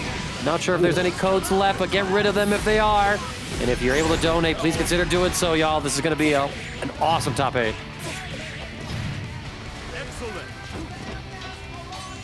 Pressure again here. Be very patient as Iago goes for all shit. Nice, and trying to chase down the jump. Does keep chipping away, and we keep pressure with the 5L right through the shield. Catches with the recovery frames from Iago. Actually, that is one interesting dynamic of this matchup, right? Is that 2B, because she's able to whiff cancel her normals, you know, if you're at these spaces where someone is normally confined to pressing a single normal that gets eaten by the shield, 2B can just keep swinging through that one for all and occupy that space, so Vayne has to think twice before he contests that space when he's fighting this particular matchup. So Yoru Sensei once again going aggressive here as we enter the final round of game number 2 to see who takes a lead in the set, and Yoru made it a case that it should be them. Triple attack sequence here. Combination strikes rather. Delays with the 2L again. Open up low is Iago.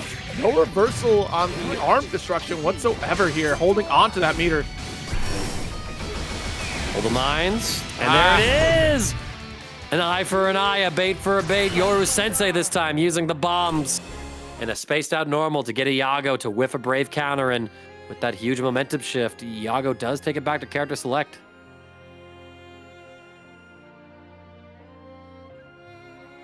Going to the old faithful with Fairy. Fairy versus 2B. All right, but, you know, we got to see a lot of Vayne action. That was some pretty dope stuff. Iago playing incredibly well. Missed a couple of, like, unblockable opportunities with some of those jump-ins on the ultimate one for all, so that was damage left on the table. And Iago just going to try to shift up the momentum here by swapping over to Fairy. Probably just wanted a little bit more of the stronger normals instead of the faster lights or medium that could have connected there pretty well for those unblockable scenarios, but far medium going to get parried out here from Iago. Good roll. Still in that sweet spot for 2B. She just gets to swing that medium with 5L, but BC does get parried. Yoru Sensei having a sixth sense right now as Iago sort of starting to go back to that early Brave counter defensive choice. Spends another one just now even, so it's down to his final point. Sends out the ball. We got some super, but oh my god, Yoru Sensei threading the needle. Oh, nice side swap here with the 5L corner position, but you can't SPA to support you. Yeah, GG though. What's good? What good is GG in this situation right now? Hey, it's holding Yoru down. That's true. I should give GG more credit. To you, Iago able to slowly chip away at Yoru's life, and the ultimate GG able to run catch Yoru Sensei, and the zoning. What a comeback there from Iago, able to fully disengage, keep Yoru in that corner, and find just a couple of cuts that they needed to steal that round away. Well done. Things look absolutely dire after the side swap from the back medium special coming from Yoru. The chain getting that side swap. The hula hoop not going to connect. Unfortunately recovered in time. Oh, what a massive counter hit from nearly half a screen away. Do it again, please. Taking Iago up into the sky. One more guess, really, and the double low catches Iago flinching. Skybound Art will be enough. We need Pod and the squad to take him out. Battle 3. Engage. Oh, man. Man, you think you space it perfectly. Okay, but GG's there. Able to make up for that little bizarre situation. Brave counter, get off of me. 15 seconds in, 3 points have been spent between both players. Check the throw this time. What a crossover from Iago. Gets full combo here. And this is the same positioning that Iago had when they were able to win the first game. Can they find success again? Overhead.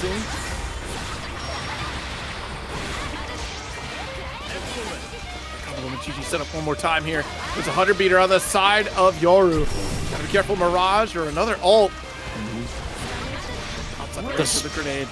Nice. That was perfect from Iago. Absolutely perfect. Walking in, baiting out the pod toss, and then stepping just far enough back to evade it and getting a punish. Unbelievable navigation from Iago. It's why we see the Fairy now. And it's why we're seeing Game 5. Indeed, final game here. Tried to get the opposite side. Not gonna work out, but still gotta push away. Big Beppo. Ooh. Tried to activate a pod, but not gonna work as Iago with a quick interrupt. Next GG coming in. Just trying to take a little bit of chip damage. Ooh, just out of range for the hula hoop to connect. Ultimate Beppo is blocked and baited. Yoru Sensei gonna extend this combo, and the run up low, catching Iago. That did definitely a little bit trick.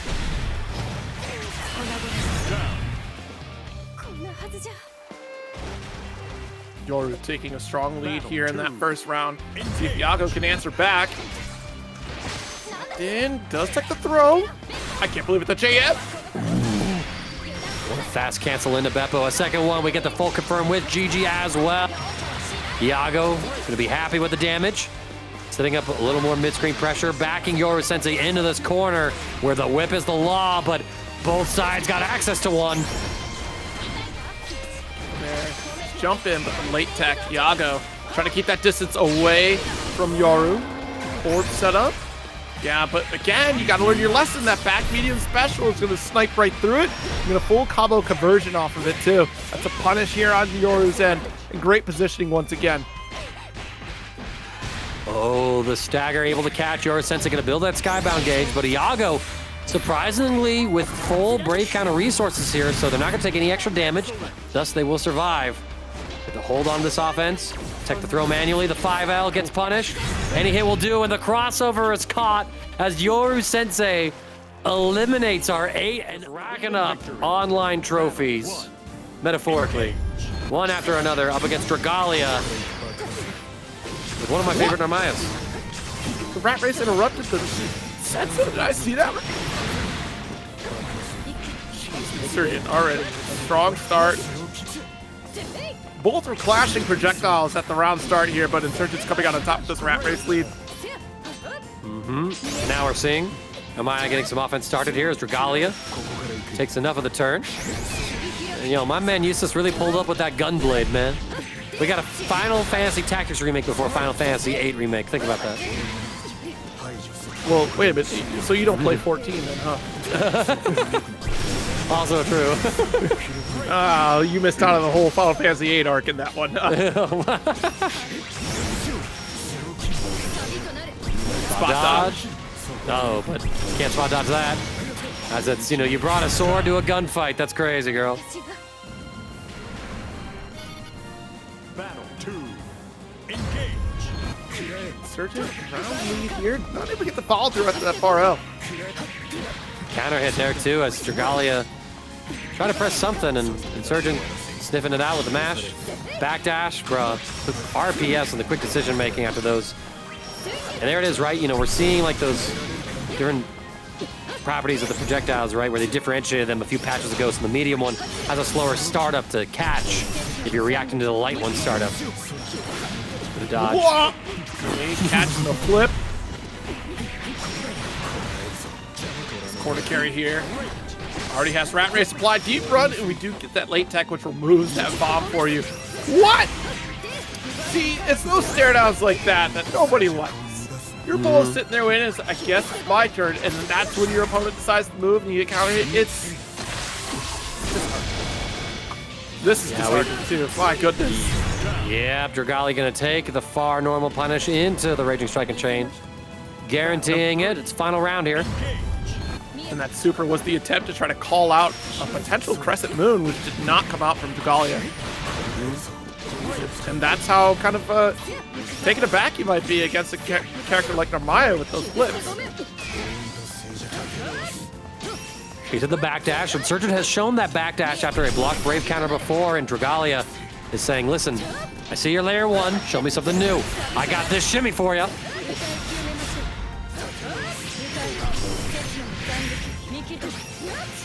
State should be able to finish the job, and we certainly will. Dragalia drawing first blood in the winner semis match. Believe in victory. Battle 1. Pretty strong start for both sides. It went to final game, final round, I should say. Let's see if Insurgent can just keep the defense on point. After all, when you're up against Narmaya of Dragalia's level, the shimmy game with those Crescent Moons is it's quite stressful to endure. That's right. Oh, got the counter hit. I think we tried to get the 5L interrupt off the Crescent. Hit here. Until the rat race down. Catch the startup of that ultimate Setsuna. Tack on some more damage. The run of throw as well as soon as all the block stun wears off. Immaculate play. Clashing. The tech tried to get the anti-air, but it was too early. Yeah, Insurgent too good with those reactions. Gets punished for them by that Crescent Moon. Get the restand here into the combo limit. Allowing to slow down that anti-air attempt right there, because it's nothing worse than being right in just a frame or two early because the opponent tried to use that universal mechanic. All right, nice far H. Oh, but we don't get the pickup with the ultimate projectiles. Still fishing. No confirm just yet. Insurgent trying to work his way out of the corner. Rat race to buy himself a little bit of space. Again, sword to a gunfight, Narmaya. Get with the times. Wait a minute, 15 seconds left. Both players a single touch away. Backdash will get caught thanks to the ult sets enough. Battle 2. Engage.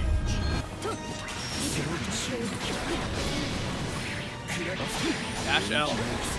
Corner carry. Okay, we detonate. That bang, yeah, just for the rat race. Ooh, good roll. That was really good. Up throw as well. And the Insurgent trying to find the right way to tech all these, and Dragalia just knows that they put the fear of the moon shimmies into Insurgent, so now all these throws are connecting. When do you switch it up? Now is the time!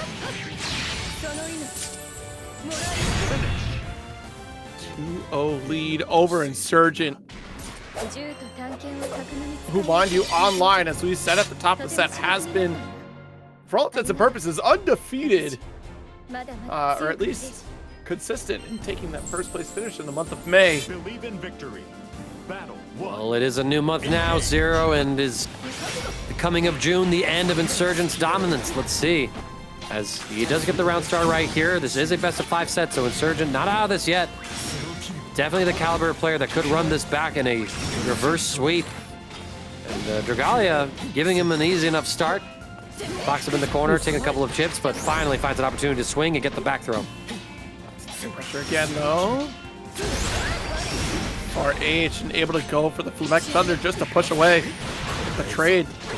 Kind of earned Dragalia a little more favor, despite the life lead on the Insurgent side and positioning. Definitely better at the time.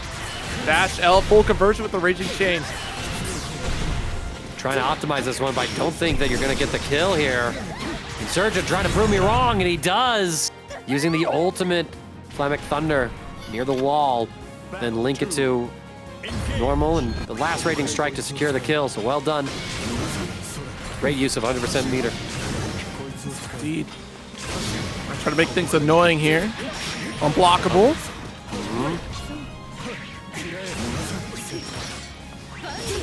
Oh, what a call out. Gets the far heavy link. Recognized the range as well, so didn't just default into the triple strike sequence. A little bit of CQC. Oh, it just got it. Okay. Yeah, it did look a little worrisome to me. So close. Not chipped yet. Still not there. Brave counter off of me. Oh, we tried to fish. Oh, Waits just it out. respecting it entirely. Good call, but the slow kill. Be the swift end of that game for Insurgent here, going up 1-2. Right. That's the first step of a reverse sweep, and Insurgent, can you ride this all the way through? He was undefeated in terms of sets in the ladder bracket. 9-0. Dragalia technically would have stained that ladder bracket record with that 2-0 lead, but let's see if Insurgent just needed one more game to figure Dragalia out. Red? Late tech, and that's fine here. BC out.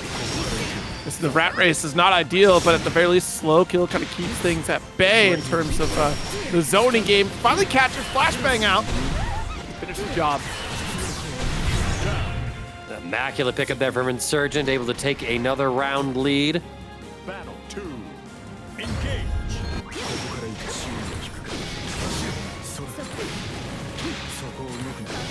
Plenty of counter hits. All of them followed up by some rat races as some of our skills are on cooldown. What an anti-air. He was so ready.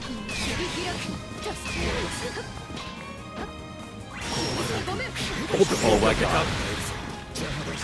And see, it's that same time interaction scenario once again, but this time working in favor of Insurgent. Back throw. Oh no.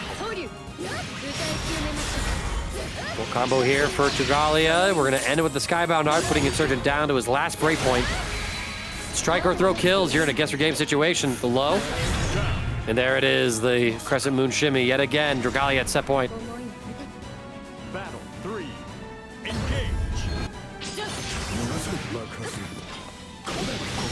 There. Strike and slow kill. At the very least, controlling space of these rat races. Pretty huge now. Control the threat of Setsuna. The movement from Dragalia really kind of placing a lot of threat on Insurgent, having to retreat back to the mid screen. Able to keep running his offense though. Dodges the ultimate Setsuna. Slow kill. Gets Insurgent this advantageous positioning. Dragalia finds a brave counter, but so will Insurgent, who wants to establish this impressive corner situation. So slow. Tried to catch the backdash there, just wasn't quick enough. Nice! Outside the range of the Crescent Slash. Insurgent have the means to do so, and we do! That's a game up. Insurgent tying it all up. 2-all in the set. Believe in victory. Battle 1. Stunning play from Insurgent. He's made the most of every single hit that he's able to find. Dragalia hasn't really been able to run a whole lot of their offense, which we've seen be incredibly potent when they're alternating between throws and the Crescent Moon shimmies.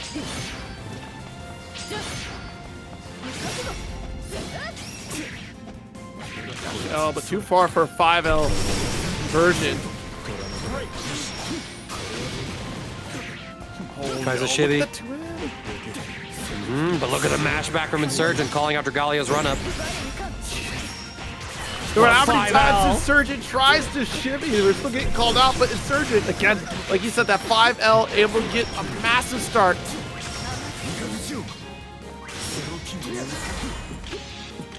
Trying to find the chip kill, not even needed as we get the counter hit, and Insurgent from the jaws of defeat is reaching for victory. Can he grasp it? Patience, but it's still gonna be Novaya's turn there after Crescent Slash.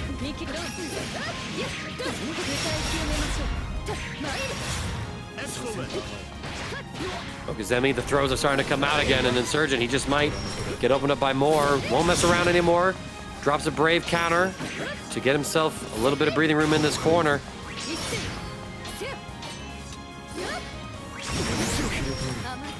Okay, and look at the spot dodges come from Jagalia now, not allowing for a single rat race to be applied.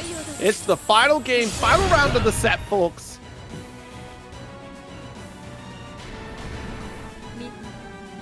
We are scrapping, and now it comes down to this. Insurgent starts off with that slow kill into the rat races, catching the start of a Setsuna. That distance game was played here. Does get the quarter position, a big combo start. Let's get the explosion here.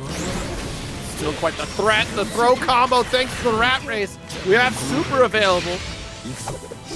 And we spend it as well at CQC time, as Insurgent is one mix-up away from getting him final. See though, BC, patience again, blocking on the Crescent and still having the audacity to 5L after a block Crescent. Oh, Great counter, get off of me. Galleon just outside of chip kill range. Insurgent has to wait out that ultimate transient moon. The shimmy not gonna work. The brave counter bait, and now Insurgent locked up in this corner. And though I think we got the wrong input, Dragalia having the special move. And we're seeing the players ready on up. Zane, of course, on that iconic Grim-Near. Yeah! Evening things out to take us from 103 all the way up to an even $200, just as Castiel's Versusia takes to the stage. I was talking all about that Lucilius, but now we got the avatar of destruction herself pulling on up. can't believe it. Now it's for real. Top 4 payout here. The winner of this in the money. Believe in victory. Battle 1. All right, Engage. let's see this. Thank you again so much, Tuggernaut. Greatly appreciate the donation, as I'm sure does every single player who qualifies for top 4. We have to talk about the down special. That orb coming from Versusia now, gaining momentum as it goes further. It's all the more threatening nowadays. Not just a showstopper here. Has a little more applications to see it gain speed. There we are. Cassio getting a big launch here using this Nirvana, as well as those pillars into the Skybound Art, taking a convincing game 1 against Zane's Grim-Near. But he just might be running Jarvis, run download opponent.exe. Jarvis, download my opponent. Strong start here for Castiel, though. We got the seal set up.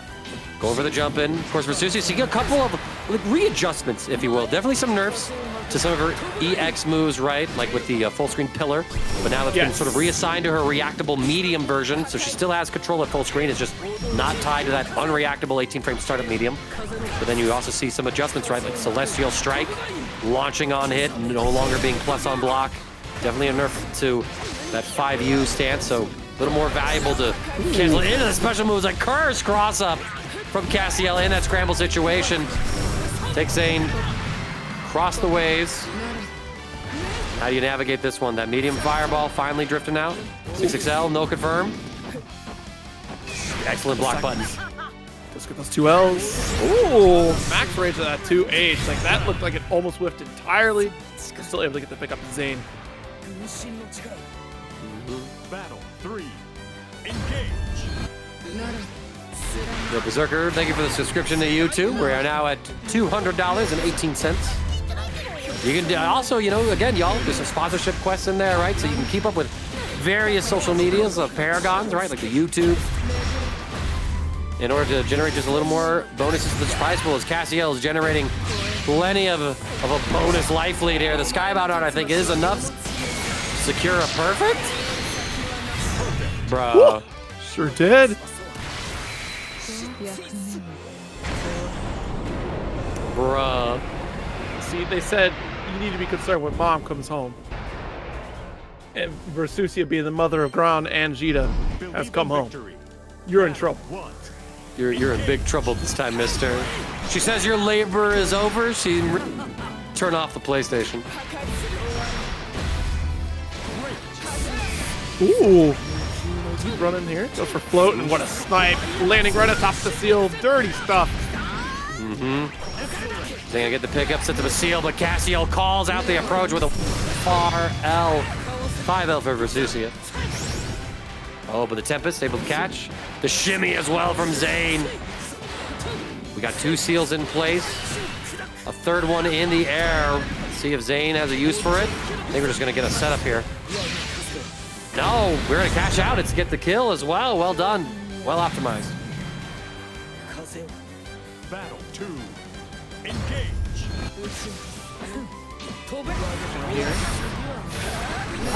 Nice little lariat come from Castiel.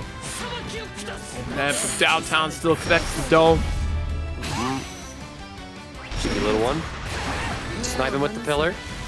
Yeah, once you get in that mid-range space, that's when Versusia now wants to use that EX pillar in order to catch you. Excellent time brave counter. Ooh. Really caught by that spot dodge going astray, but... Oh no, the handshake! Almost got a full punch.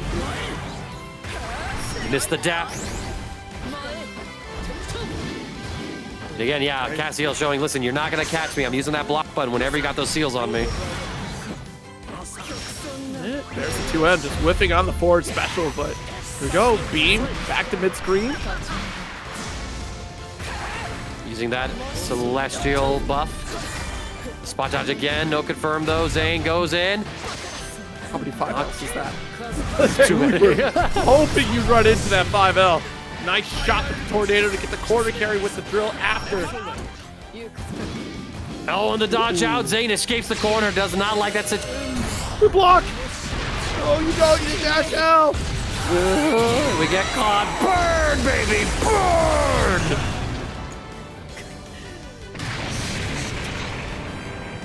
The world burn. Battle 3. Some avatars just want to watch it burn, and Versusia is one of them. Okay, good air block. Doesn't want to mess with the high scenario. High-low rather. Holding this space, run up, get a throw. Zane using the implied threat of the Tempest. You haven't really been able to see Zane. Oh my god, Castiel calling out the pressure before I can even finish my point. Far heavy, pushing Zane away, or close heavy. Need some offense right here. We catch with a throw as Zane's finding a successful mix-up here. And Castiel, though, so good at checking when Zane is running up from too far away. There's the 2M to connect. Caught in the skies, but prime position is stopped short that air dash. Not going to work this time around. Zane gets the side swap and the challenge from 5L into chain. No way. No. Zane is the wrong kind of insane right now, doing the same thing over and over again. Expect when Castiel is so consistently. Check those walk-ups. It's a 2-0 lead for Castiel.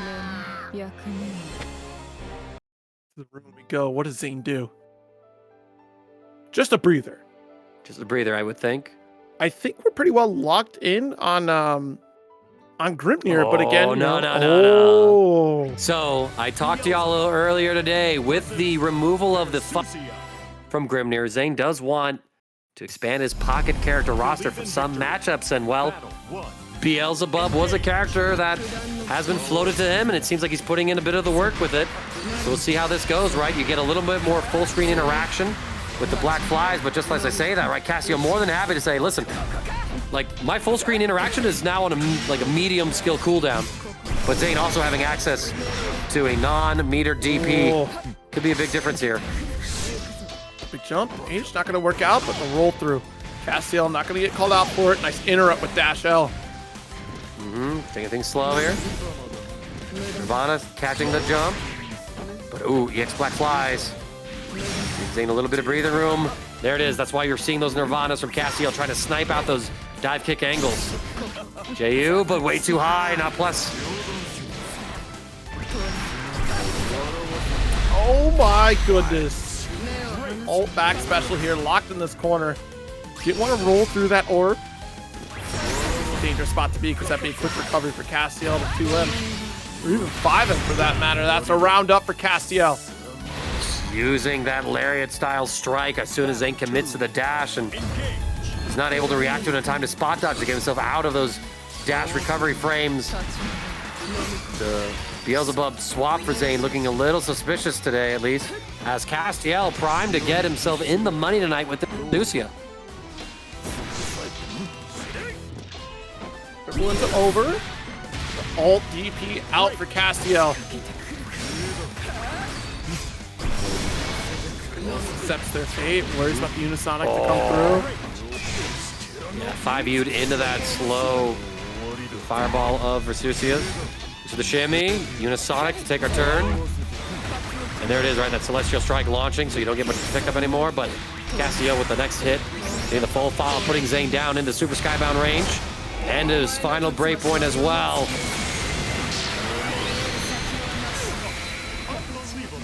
Oh no! The shimmy away to end a strong presence. Dragalia showing up, being a strong presence in this top 8 with Armaya up against Prada. And Prada gonna get a little bit of an opening gambit right here. And yeah, Dragalia answering back with some Setsunas at this perfect mid-range. What a crescent moon. And so now we're gonna be seeing some offense here. Prada with the run-up. Galleon though with a good throw tech. Into the side swap with the ultimate transient. Now the strike throw shimmy game begins. Could have been disastrous, but this is, yo, oh, if Prada didn't drop that. Hey! Second opportunity, okay. If at first you don't succeed, simply do it again. How'd you get away with it? How'd you get away with it? I don't know, man. Top How player are you allowed to privilege. just get away with that? Battle 2. Everybody else out here pressing. Anyways. Dash M. Yep, sets him to tackle the retreat. Good transient though. He's gonna start up against Prada, who's now pressed against this corner here. The clash, immediate throw tech, a professional reaction from both sides. Throw's gonna catch. Go for a shimmy. Galleon not falling for it. Gets their own back throw. Prada more than happy to take it. But how many of these are you willing to take, Prada? That's 3. Wow, you blocked that. I teched, y'all. I'm gonna be honest. I got hit.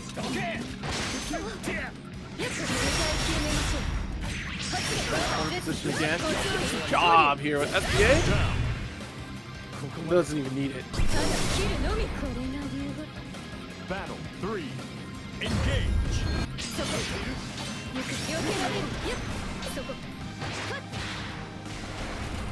All right, get the jump in here. Ultimate, or EX Setsuna rather. Giving us a little bit of spacing here. Gonna get the launch. There's a nice combo for Dragalia here, trying to get the first win in this losers quarterfinal. Don't forget, y'all, this is gonna be a salty feeling 5th place finish, right? Because top 4 payout, but last. Come on, nobody can finish a 2 heavy combo. All right, Dragalia just finished this round.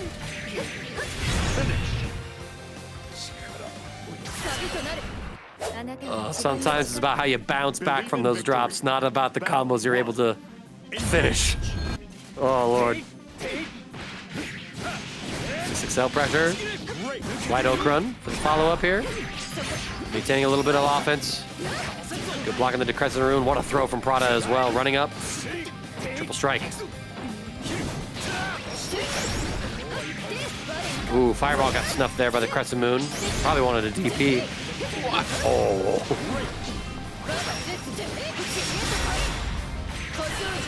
Launch. This is hold on a second here. I gave too much credit. Battle 2. Prada not giving them enough credit, it seems. Down a second round here in the game. The launch right here. Oh, the 2M starter got shut down.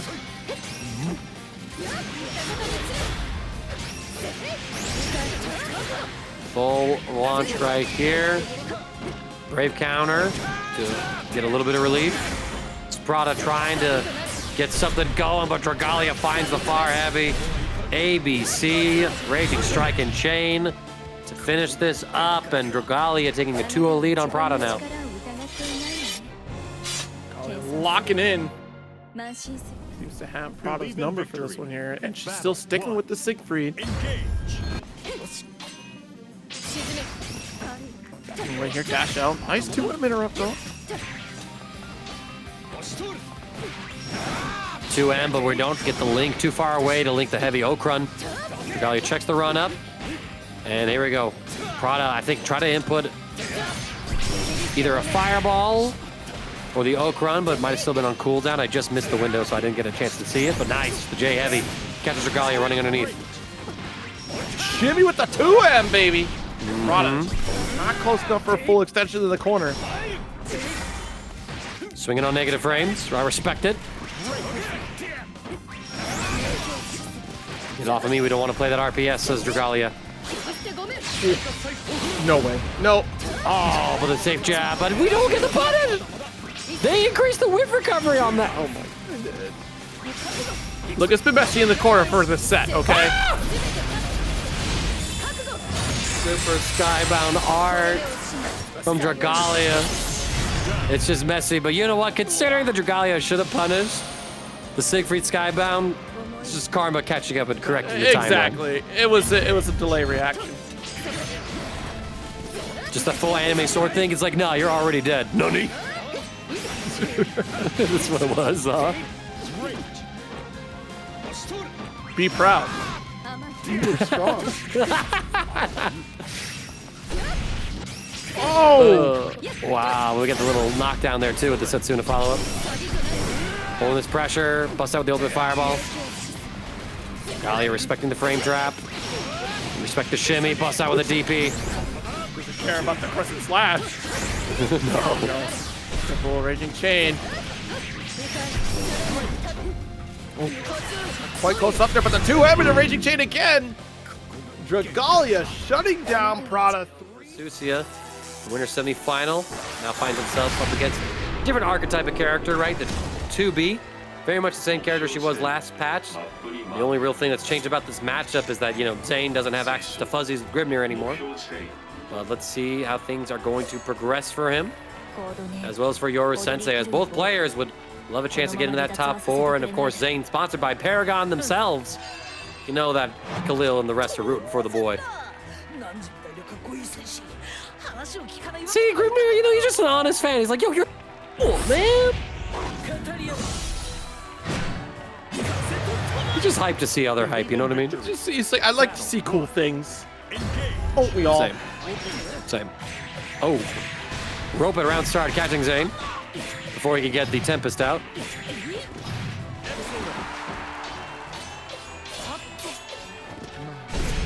Oh! See, and it's so dangerous to get in that territory. When you see 2B back off, that's not the green light for you to make the approach. That's a trap. All right, we got the seals down. Yoru Sensei using that fast speed to close the gap. Spot dodge. Zane recognized, I think, that Yoru might have been too high for that jump normal to actually be plus on block. It's the full setup, resets the seals. Setting up the mix. Baits out the Brave counter immediately. That's the crazy thing. That was just a Seika setup now. You know, before that was a fuzzy setup. Right. Oh, nice pickup. Opting for the Skybound art, actually, instead of setting up the seals for some set play. Want to get a little more damage. Bruh, okay. Seals catching Yoru Sensei on wake up. Battle 2. Engage. Spot dodge here. Ooh. She kept moving. She was wave dashing. You saw it. I saw it too, man. She slid right into those DMs and said, sup. There's momentum in this game. Man.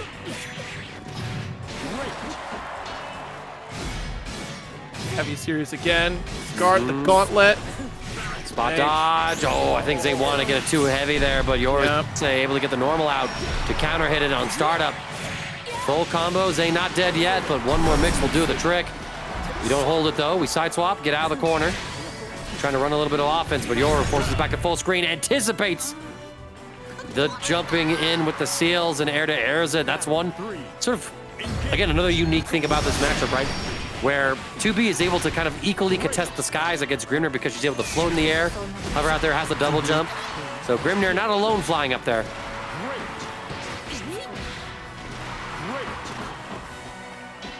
Tiger again. Jeez, the 5H though. Yeah, think about the changes for the game in general. Like, because of 2B, they made some of these Gale dashes less potent, right? Because we wanted to try to get caught out of the skies, and this time around, Yoru is going to be very potent with this raging chain. Oh So no, there it is what do you again. mean? There it is again. We saw that in their previous set where they got that run up and sort of hit same side low. I'm not sure if there's an actual left-right there going on or if players are just not ready to be reset there, but Yoru Sensei up 1-0 on Zane, who has yet to win a game in this top 8.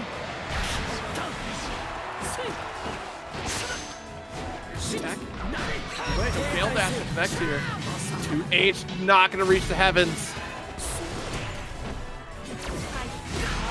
He's got the drill for it, man. He's supposed to pierce the heavens with it, but alas, Yoru Sensei just a little bit above it.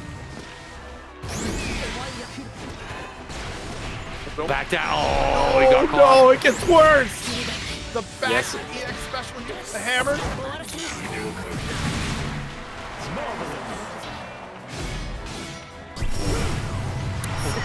He's got a little bit of breathing room there. No, the interrupt with the 5L series at the 2U conversion. Fortunately, there's no meter on the side of Yoru, so a massive follow-up. All right, Zane just trying to escape, and oh my god, he tries to get back. Just saying, I'm going to occupy this space with my air normal as Zane took his freedom for granted, flung himself back into death's jaws. So devastating here. She commands so much space when she takes to the skies. Empty low, blocked. Nice. There goes Zane's way. He's going to be able to do whatever setup he wants to build. Goes to the shimmy. Grimnir still has this. Arguably one of his potent setups here. Here we go. Setting up another play. One more shimmy with the seal. You're going to brave counter that one. Now Zane has to respect this 2B run-up play. Spot dodge. Uses the ult to get a little bit of breathing room. You have so much health here, Zane. Not trying to squander. Does get the cross up.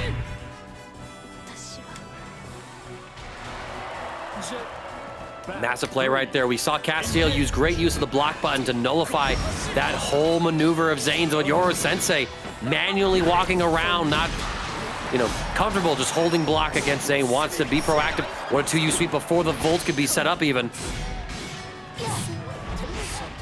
Good air to air. The JL, another Gale dash.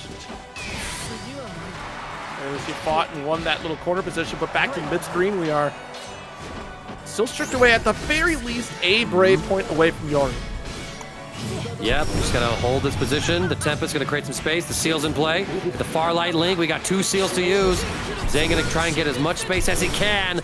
Ultimate skills coming through. He's got the Seals in play as well. Safe jump setup. Goes to the shimmy. Again, these situations that used to be high and lows for Grimnir are now just strike throw safe jumps. Uh-oh. All right, there it is. The delay. 5L quick spend to refund our own brave point and steal one away from Zane. Not quite going to be even in terms of health, but Zane getting close. That throw sets it apart. Oh, the Raging Strike. Oh, but this... That'll do. Zane needs to just confirm the combo. He does into the Super Skybound art. What a call out right there. Jumping and using the Seals to act as an anti-throw option. Zane gets a win in this top 8, and Paragon's own is coming alive. Believe in victory. It's only just the beginning, though. We're basically at a 1st-2 at this point. Let's see how the rest of this goes. Medium series just connects. You ran into it. It's your fault, but I'll wake up to you. Yeah. And Yoru getting caught by a counter hit. Zane setting up the Seals.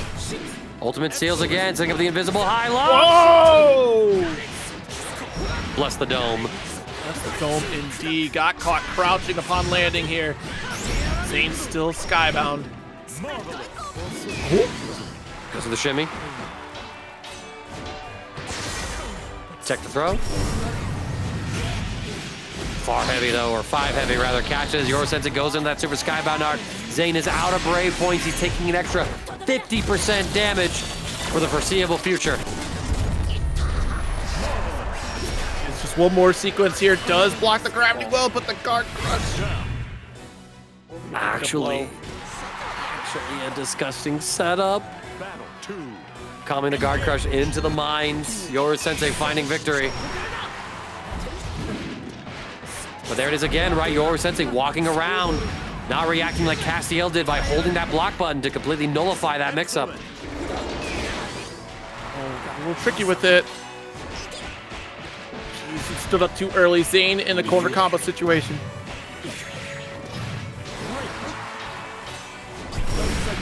Ultimate, DP, get off of me. Set the Seals again. Yoru feigning that first jump, and Zane just content to play a grounded game, buy himself some real estate with it. The Volt's in play, we block it. Bot dodge, 5 heavy. Little jump, Zane respects it. Oh no! Something went amiss there. He tried to anti-air, I think, with the Tempest, but didn't have the airframes. Anti-air frame. Ooh! Spot dodges there, very tricky stuff. Oh, on the opposite side! Avoids that brave counter. Get the setup here. No handshakes, but the far heavy able to connect. Zane the cancel instead of the brave counter that he could have used for a raging strike, but he does find the hit. 3. Engage. And now his brave points are restocked. 6XL. It's 5U, no punish these days. Not for 2B anymore. Away. Oh no, wanted a BC. Themselves up to a punish.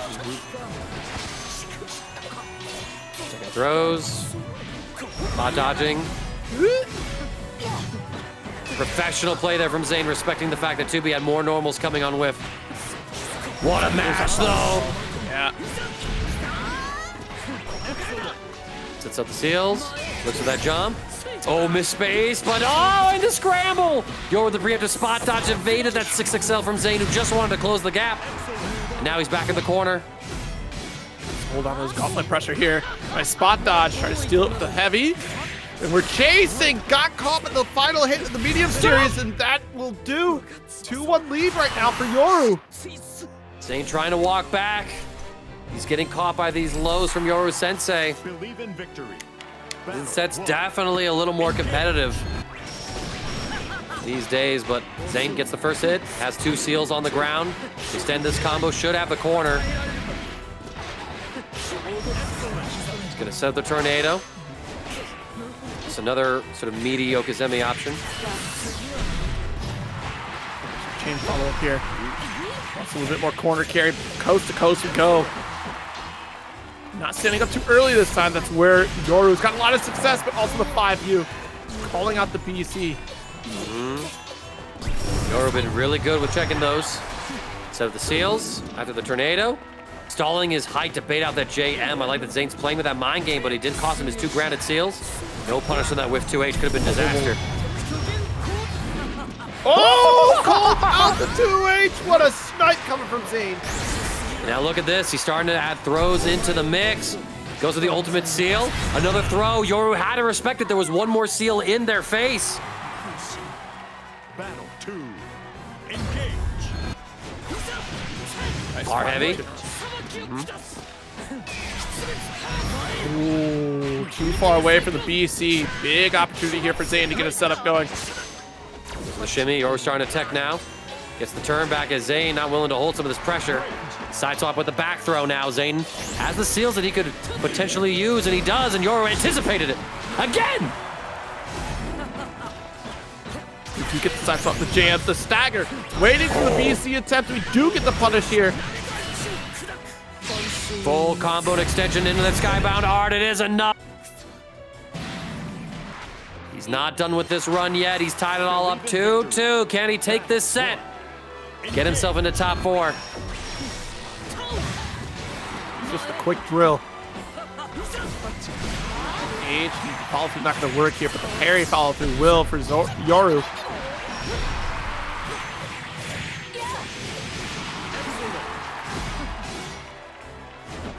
Zane just chilling, waiting for the opportunity. Yoru finds a tick throw. Take the next one, and the next one. Seals are A up. lot of grounded game here, so we don't get that forward push, but the thorns. Catch here. Oh, what a Yes, snipe! but the normals don't.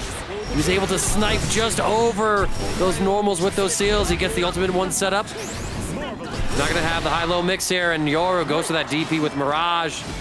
Zane would have had to made a hard read to call that out. Ball bounce, no pickup, and Zane again caught standing. Match point here for Yoru. Battle 2. Engage. For the first time match point for Yoru in this set.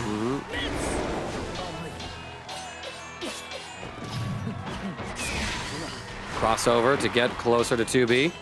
Holding that down back. Check the throw. 2U perfectly spaced from Zane. Gets a side swap.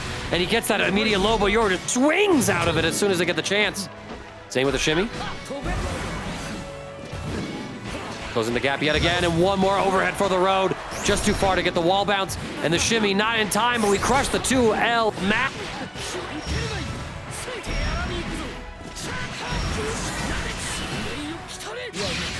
Zane going for the skybound art, wants to strip Yoru down to the final breakpoint. Strike or throw will kill in the following sequence. And there it is, the back throw. Zane takes us to final game, final round. Battle 3. Engage. 5-8. Get a little bit of breathing room here. Nice little life lead, a small one at that. We do get the quarter storm. I can't believe we didn't get any here though. And trying to utilize these seals. We're trying to wait on top of them as we overspend on skill gauge. Yoru doesn't want to give up any ground. He's able to take some back right here, gets a tick throw. Zane will spend a brave counter. Has the seals. Yoru finally making use of that block button, gets caught at the ankle. Zane running some offense here. Yoru respecting it all. Oh! 6XL, but we mashed the Mirage to catch Zane on the gap. Trying to interrupt here with the tornado call. All right, but look at the breakpoint count though. Back throw, big damage opportunity. The seals, full challenge because we overextended their combination strikes. Big opportunity for Zane. Raging strike and will close out the round, the set, the game. 3-2 for Zane over Yoru Sensei. Because of even victory. Like, oh, damn, that's crazy. Yeah, the win was 3 frames. As opposed to the 5 it is now. Good times, but even better times is winners final. Insurgent against Castiel. Here we go. Winners final. Undefeated versus undefeated. Well, Castiel definitely had to sweat a little bit more than Insurgent and Ladder to get here, but damn, did they make sure it worked. Now we're seeing that classic Lucilius from Castiel. Side swap here. Oh, it's still able to jab Insurgent. Just spent the super. Doesn't even need to. Well done. Battle 2. Engage. Round up here from Insurgent, making a strong start. Excellent timed spot dodge. Some folks kind of mistimed that, but challenge here on the teleport with a quick 5L.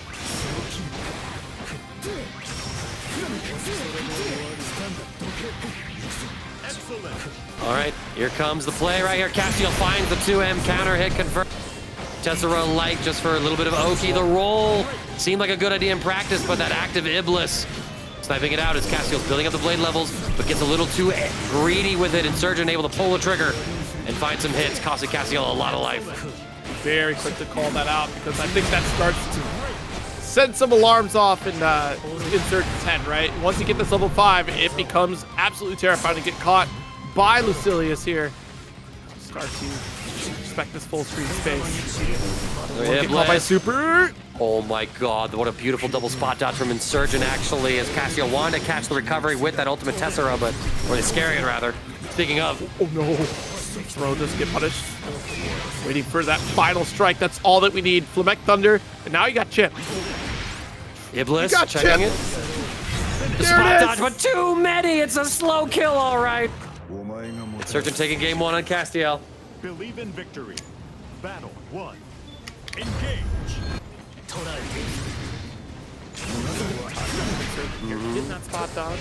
Shutting down the forward special. You can't let the charge come through, and that's why we go for the close combat.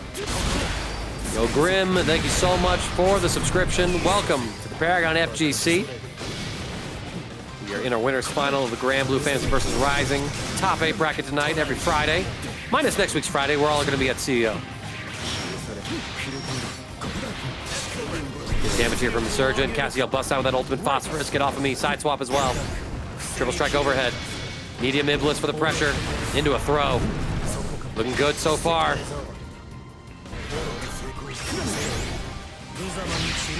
Oh, no shot.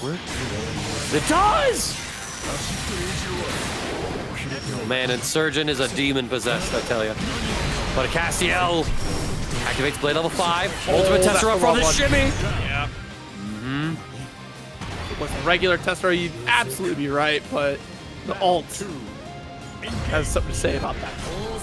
Yes, indeed. Running some offense here, trying to catch the next bit of pressure. Slow build on that blade level gauge for Castiel. Plenty of life to get through it, but and just like that Insurgent about to take a grip of it away. Yeah, that bounce off the rat race really screwed things up. Too far away for the raging strike, and Insurgent could pay the price for that one. Build up plenty of blade gauge. Holding this medium ground, right? Castiel just flickering between it. Oh no. Yep. Instant punish here at full screen with the SBA. Yeah, Be careful, but at 3 bar.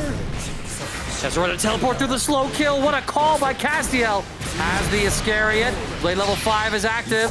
We're trying to go again for the super. And it's going to be able to reach as Insurgent demonstrates to Castiel, you can't even meet me with that option when I got gauge. War jump!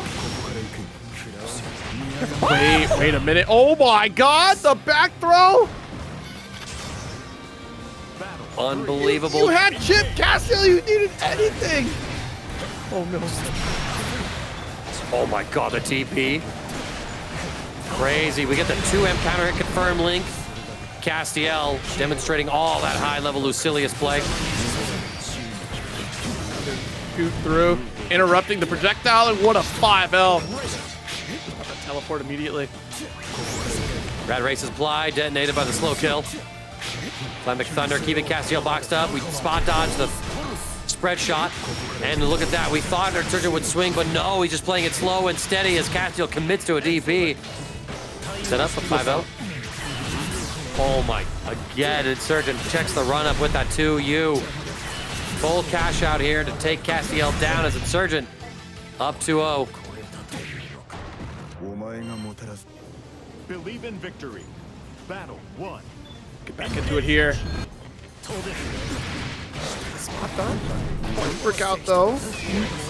Usually pretty on point with those throughout the set. No one is infallible. Now, we're going to be able to see a corner confirm here for Castiel. Nothing too crazy. Just going for like the basic routes.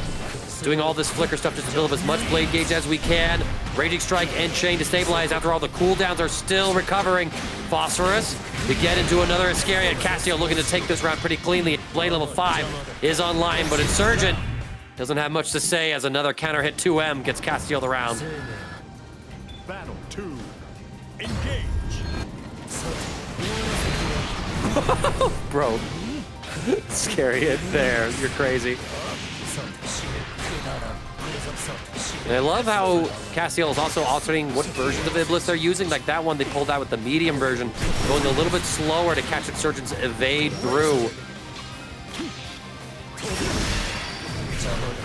Ooh, little spot. That's in. Dodge on the rat race. Iscariot, not going to find anything. Level 4 for Castiel.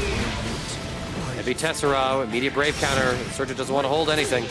Goes for a shimmy. Castiel doesn't fall for it. Oh! See? No Brave points though on the side of Insurgent. Now this, at this life point, it's not going to matter too much. 5 with full meter available. Has to be careful with those zoning tools, as we saw before. It's a quick snipe. The forward special. We get the connect here. No, we don't. Too far away, but Castiel doesn't get the kill. But it doesn't matter. We find the ultimate Phosphorus. Insurgent would have had to. And Castiel on the board. And hearing the sounds of people happy about it. It's still a terrifying series of events right there. Able to close it out is Castiel for a game up. Let's take a little bit of a breather.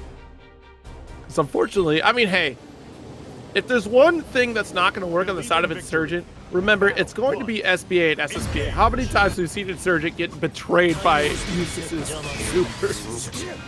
Too many. Just comes down to a matter of pixels and range. Even the offense going here. Castiel under a lot of pressure. Finds the 2M counter hit confirmed. So blade level with Iscariot, set up the Iblis. A little bit of 5U spam. Oh, and just as we had a Phosphorus trying to come out, Insurgent able to get the hit. Close L. Ooh. Not the side that we want the BC on, that's for sure.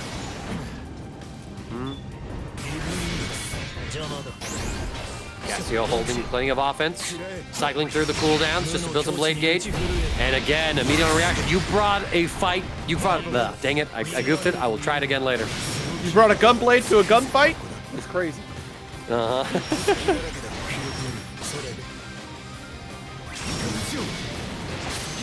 Keep right up here. Late tech and Insurgent bringing the fight right to Castiel. Respecting the reversal options here that are slowly building up. That's a hard read. It's not going to work out. He said, go ahead, do it. I'm waiting. That's crazy. Castiel taking another round on the board. Insurgent was 9-0 in the ladder bracket. Went down 2-0 to Dragalia, but managed to make the reverse sweep. Now Castiel wearing that same shoe that Insurgent had a set ago. Wake up the ultimate DP, get off of me. There. Oh, just hold up to the guard. Unable to close the gap in time. We try to get the Iscariot out, I think. Spot dodge, Tessera. Castiel barely at blade level 2. Finds the third with that Phosphorus. A little more blade gauge. Find that opportunity to weave in those 5 U's. Back to the wall, Iblis. Ultimate Iscariot is gonna catch. Able to jump in.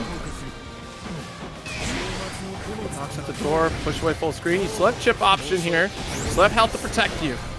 And now you just whoa, whoa, whoa, whoa, whoa, whoa. I don't think this catches. It does the chip damage, actually. Insurgent caught out as Castiel finds victory yet again. Didn't quite bring a gun to the god fight, but still got shot all the same. Smiting. Gods would do smiting. Gods be smiting. Believe in victory. Battle 1. Smite thee.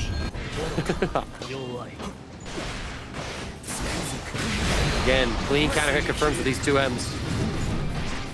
Tessera, you try to dodge, but behold, I'm in your face still. Now Cassio really feeling the groove of things. Trading strike and chain, has the phosphorus to extend, buying him enough time to get that Iscariot off cooldown.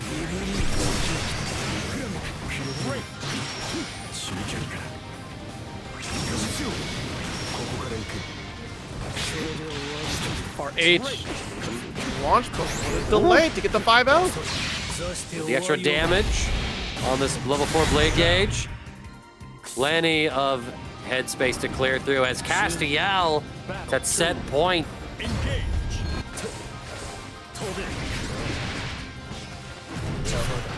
Oh no, the spot dodge. A little less confident in our challenges on the teleports here. But if we keep peppering the screen with projectiles here, it leaves no room for a charge come from Castiel.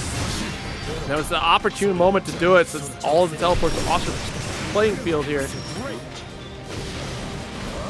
Iscariot and Tessera back online. We tried again with that Iscariot, but Insurgent's playing a cruel game of keep away here. Gets the full combo. Set up. Castiel just blocking it out. Tessera, the low this time, catching the ankles on the walk back. Extending the combo again. Blade level 5 is a...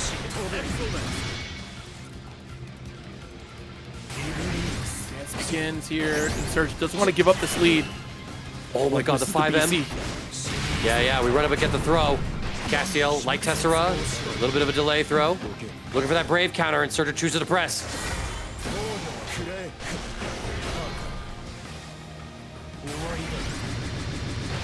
And the Iblis throw. Insurgent kind of looking for an opportunity. Steal back the round. Don't you spend a projectile here, and Insurgent knows it. Chip opportunity here, 16 seconds left. Oh, wait a minute, the throw was baited! No, it wasn't, it was a block button I was baited! He didn't have the punish, Castiel just had to press a city control. Iblis, he chokes the win that was right in front. Any normal, I think, any normal would have done. He was blade level 5 and Insurgent still found the comeback against Castiel.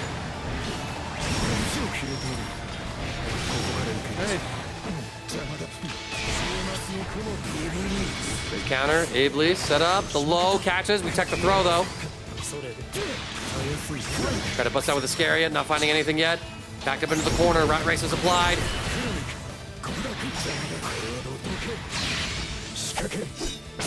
That was a CQC.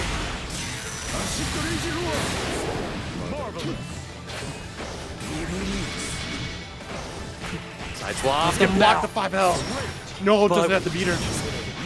Castiel, you've been given time to time again. A chance after chance. Blade level 5 is achieved. And he gets the follow-up as well into Lost Parrot. Oh my god, Zero. It wasn't impact frames. We're good. Iblis setting up. The low, the throw tech. Dodge the Flametic Thunder. Iblis is going to be able to tear through Rat Race. Don't have time on your side here. The slow kill gets interrupted, and that's a game for Castiel. 3-2 over Insurgent. Yeah. Even victory. No, I think it would. I think you remember you said about it being a best of 3. I think it went 1-1. That's right. It was first and 2. Yeah, because you said it. Yeah. That's what I remember now. So we see some reverse sweeps from like Insurgent though. Yeah. And their winners semi-final set against Regalia. So Regalia trying to get through Zane to get the run back and finish what they started. Zane would love another chance at Castiel, who's waiting at Grand Finals. But Regalia starting off incredibly strong here. Reset after the transient interrupt on the ult, and Regalia will steal that first round. Not sure if Zane thought he could get that ultimate fireball out to create space, or if he wanted an ultimate DP and miss input, but alas, we'll see. He tries to press. Regalia gets the counter hit. He's standing with ultimate Setsuna.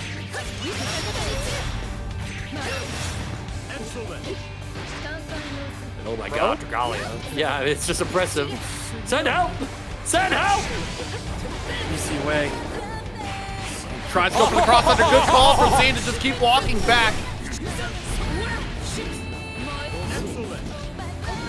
Goes for the safe jump, and Dragalia just waits, sees that Zane used the last seal.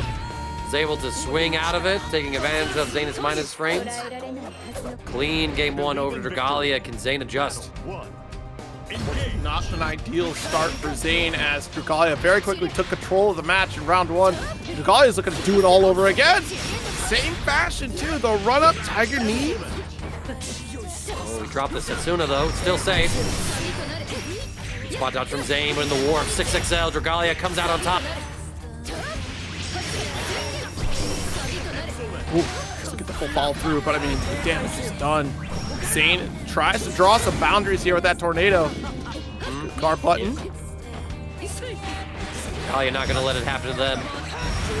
That was Yoru Sensei's downfall, right? So many hits that Zane was able to find was because Yoru did not utilize that guard button to OS between the left-right seal play. And now Zane dropping a rose on Dragalia. No more breakpoint. Zane with a full stock of his own. And there we go. Able to bait out the 2L fuzzy mash. So Grimnir still able to be very potent in the corner with the seals activated, but instead of just, guess between this high and low, it's calling out the universal system mechanic defensive options, right? The manual throw tech, the delayed fuzzy mash. Oh my god. Cursed. Soul crushing DC right there. Walk up the close heavy at the stagger L.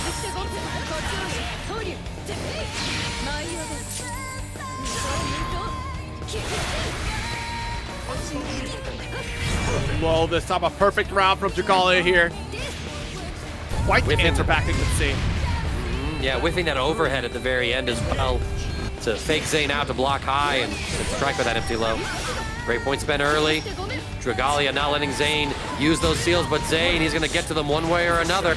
Empty throw as well, saying you're holding guard. Cool. Gives me a free throw. See you, way. Ooh, jumping out of the Crescent Slash this time around here. Oh, what a jump out again. Zane so quick to make his decision, calling out the options. Closes the gap, gets the JL for plus frames. Dragalia side swapping with the back throw. Calling out the jump with the Crescent Moon. We catch him in the air. Stabilizing as well. It's going to be the Skybound art. Zane not out of... Empty low again! Galleon with the 2-0 lead over Zane. Zane caught reeling right now in the set so far. So he jumped right back into it though.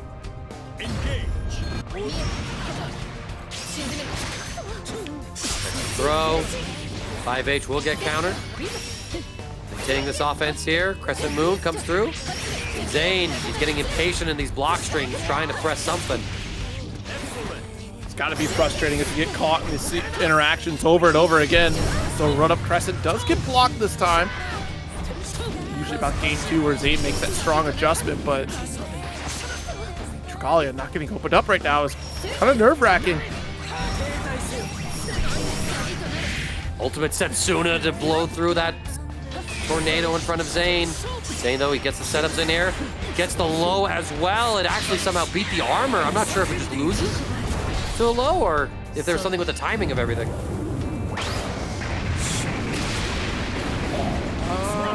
I feel like it was a timing there. Finish from Dragalia. Zane, one more breakpoint left in the tank. Uses the tornado to set up his seals. Galleon will take the throw. Zane just disengages, looking to bait something. Oh, he didn't get the run forward for the throw. Oh, the 2U! Yeah, the medium version does lose to 2L. Oh.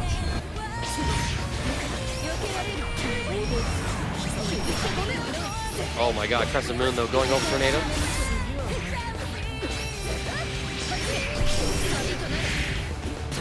Forgot about this. Oh, man.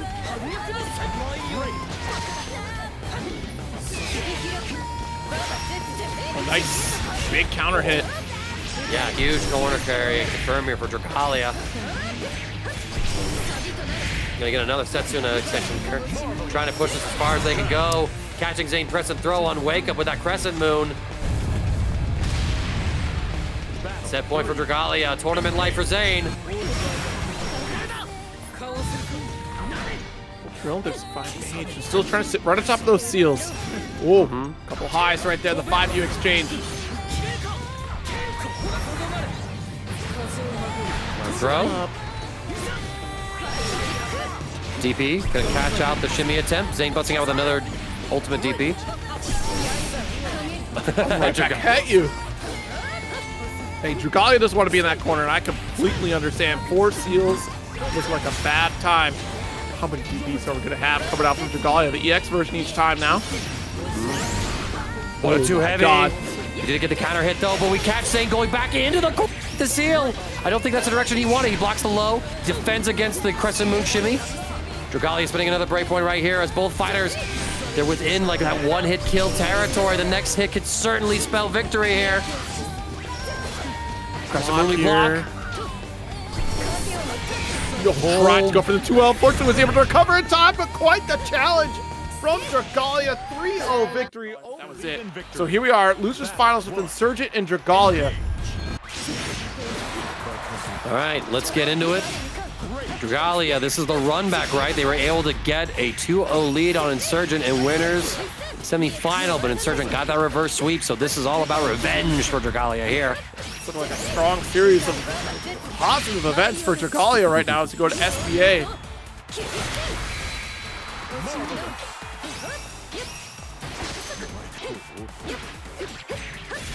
All right, and there it is again. Dragalia just absolutely suffocating, taking Insurgent down in this first round, but you know, I'm not going to get too excited just yet. I've seen this story before. I'm curious what they've changed for the sequel.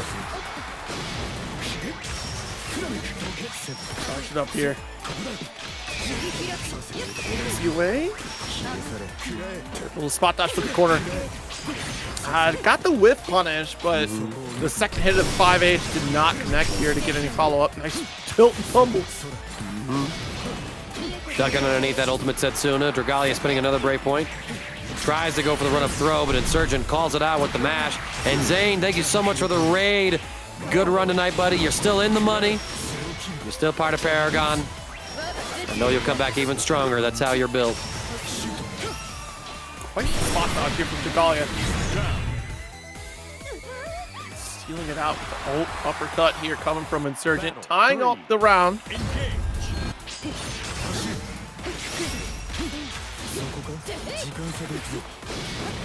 Rat race. Gonna allow Insurgent a little more pressure. You apply the heavy one. Shooting out some thunder.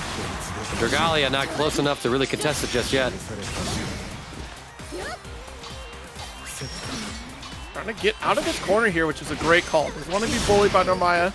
Nice. EX Thunder to interrupt the Setsuna. Oh, always catching the backdash. Right.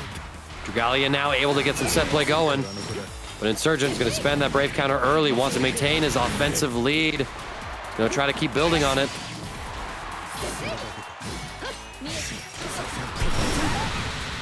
Ooh. Breaking up with that ultimate.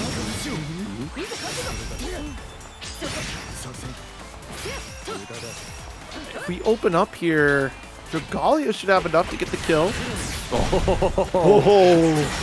But Insurgent's the one who finds the mash. We're going to get some of those behind the back hits.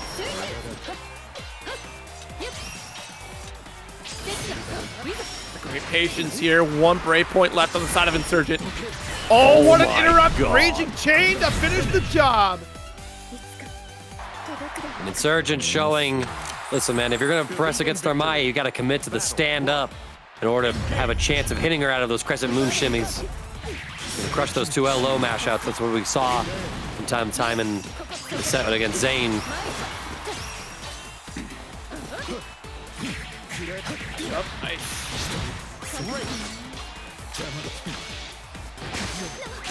Dagger does get rid of at least that rat race, so doesn't have to worry about the plus frames for the time being.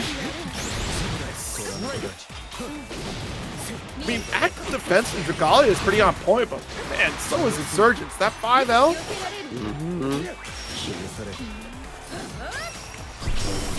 Ultimate Setsuna, what a spot dodge from Insurgent. Get off of me, we say with the Brave counter. Try to go for the throw with the rat race supply, but Dragalia too keen to fall for it. Does get caught with the whiff punish on the shimmy attempt. And a slow kill Puts Dragalia down quick. Battle 2. Engage. Wait here. No, it's not gonna work. Strike low. Tech to throw. Big counter hit here for Dragalia now.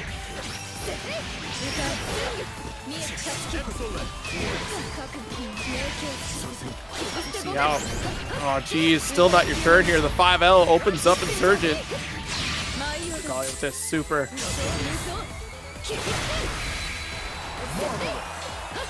One more Dire mix. spot to be in with that one last break point. Backing off. Nice shimmy. Spread shot for the plus frames. Dragalia needs to find the final hit. Does so in the blink of an eye. Tying up the round count here in game number 2. But can they tie the set count? Right, good little challenge at the 2-web cover from Dragalia with a slow kill. I mean, look at the corner positioning we have now for it. Flashbang for plus frames again. Ah. Moments of hesitation. Always gonna get you. That race was again. smart. Yeah, we've seen Insurgent now catch Dragalia's spot dodges twice with those medium rat races, so Dragalia might have to slow down the twitch reflexes. Tech. It's looking worse for Insurgent with these late techs. Nice. Run up with the slow kill. Not going to go for a dash button here, but certainly will try to challenge 2L. Ooh. Oh, opened up, tried another PC, but no full conversion here. Oh, the spot gets the DB, but we try to go for a throw, and Insurgent was able to tech. Dragalia goes for the ultimate streaming. He bet it all. Dragalia walked up super. Follow 4 backward movements and Believe super. in victory. Battle 1. When I do that, I get blocked, and I'm dummy out there in the world. But I guess when you're master rank, you can do that, and you're the GOAT.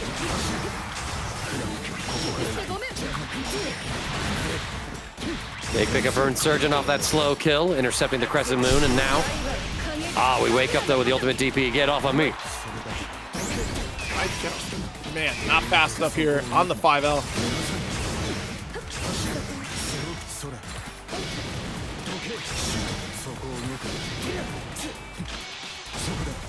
Good charge, clashing. Yeah, a little bit too far away here for throw anyway. Opting for that spot dodge, and we can finish the job here with all these resources. Pretty clean round from Insurgent. That's one thing I'm sort of like feeling about when it comes to the momentum between these two. Insurgent, when he gets a win, it feels relatively in his favor, whereas Dragalia has to just clutch through thick and thin to find their victory. And right now, Insurgent looking pretty dominant, but Dragalia finding the first hit, leading into a back throw. Trying to find any sort of frame trap to work, but Insurgent waiting this out. Oh my god. That's good luck. Ult DP out. I need to get out of this corner. Strike.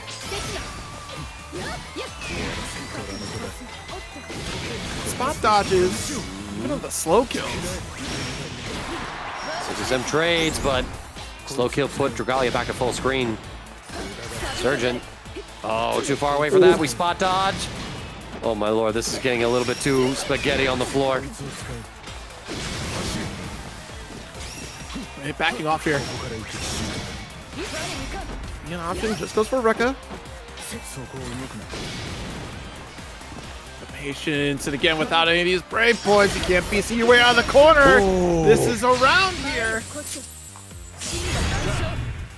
Excellent walk down by Dragalia, pushing Insurgent close enough to the corner for that EX Setsuna to get the wall bounce. It's tied up again. Who's going to take the lead in the set? H.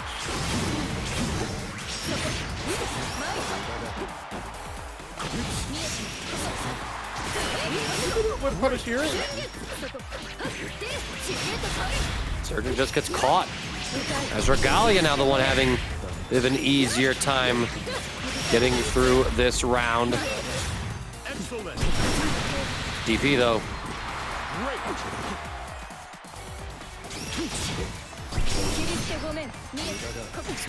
So, nice.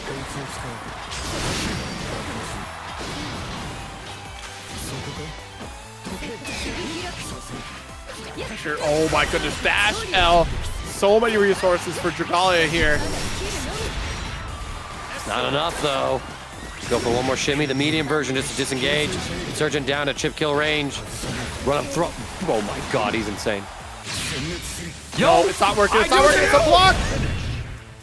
It's the armor too.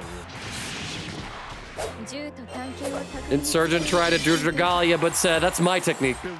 Think I'm gonna lose my own move? Insurgent even tried it against Castiel. Just not working for Insurgent here to go for the big risk Hail Mary, but doesn't want to get chipped out. So I understand, but man. What I'm learning is that Insurgent is just like me, for real, for real. Doesn't work for me either, I promise. If you're avoiding the dash L. Oh, that was a huge misinput. Huge misinput there. Getting a little antsy, potentially, but might not even have to worry about that accidental breakpoint expenditure. Gets the punish as well as Dragalia tries to close the gap with Transient. So trying to crack under pressure here. Played as cool as Eustace here is. Oh, trying to get the BC on the crescent.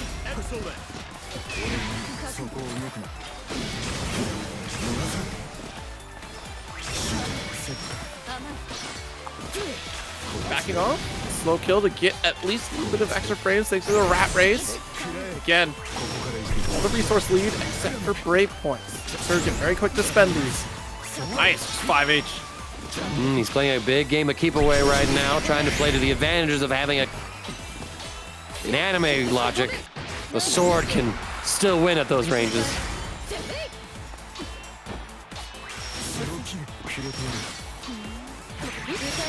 Oh no.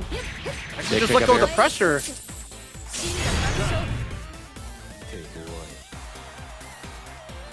Maybe Dash didn't come out there for Insurgent. It just kind of stood there. See, round a piece. Match point for Dragalia here. Gonna run it back against Insurgent with the delay pressure on L. Gonna get the full combo. Setting up with the light DP finisher. I like that. Crescent Moon, not able to connect. Insurgent still under fire. Goes for a shimmy. Dragalia not falling for it. Just walking Insurgent back into that corner. For the Setsuna again, sniping the slow kill. Okay, late tech. It's been crazy to see throughout this entire set how on point Dragalia has been with these spot dodges on everything, and Insurgent just cannot get anything going because of it. Rat race again. Bruh, man. Oh, but here we go. Big counter hit opportunity for Insurgent. Has a super skybound art. Immediately spends it. It's gonna bring out the big guns.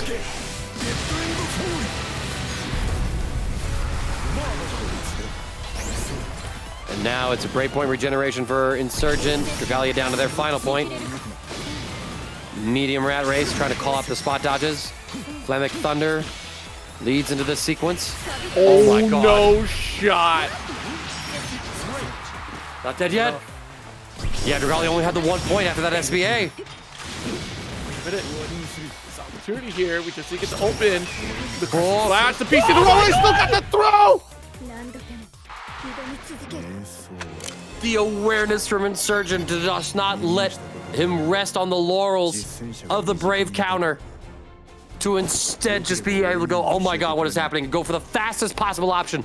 Throw. What a crazy situation. Both players, I think, waiting this out to go, what in the actual just happened? I can't believe it. Calculated throw? Nah, we mastered that throw. Because the last time that happened, it was on Dragalia's favor to get that kill. But this time around, Insurgent tried to press for their life on that throw.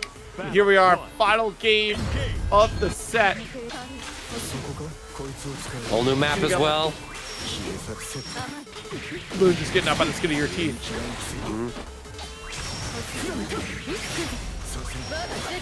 Galleon trying to pick up where they left off. They had victory in their grasp. Ultimate DP. Insurgent doesn't want to hold anything. Neither would I. Dash.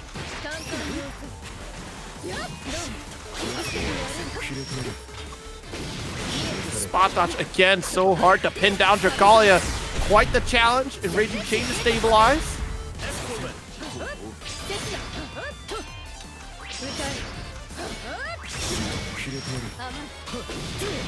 Still dodging here, Insurgent though. Oh my God, we've seen this. We've seen this earlier when they were fighting Castiel. He finds the hit on Galleon using that super to crush that projectile Setsuna. And now Dragalia eating every single bullet in the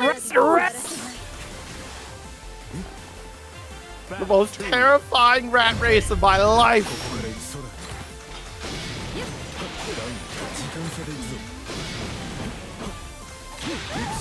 That is the heavy. Mac Thunder blaster right through the Setsuna. Transient gets traded. That race spot dodge yet again. Dragalia trying to close this gap. Ultimate crescent moon. We really haven't seen it use in neutral like to deal with the ultimate slow kill. I love the adaptation here from Dragalia. Goes for the shimmy. Gets caught. A little bit of a mash out from Insurgent. Jump in, uncontested. Insurgent down to his final break point. Oh my God. Close enough to call off that spot dodge. Run up close, heavy counter hit. Insurgent has 100 meter.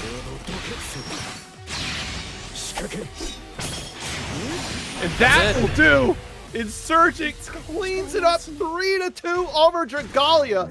The exact same score they had on the winner's side. Insurgent is pulling out the Versusia. It's a betrayal. Man, I really just said it's gonna be the Eustace all the way, and he said, hold this mangaka. Why y'all gotta do me like this? Why y'all gotta do me like that? Dishonor on your family? Dishonor on your controller?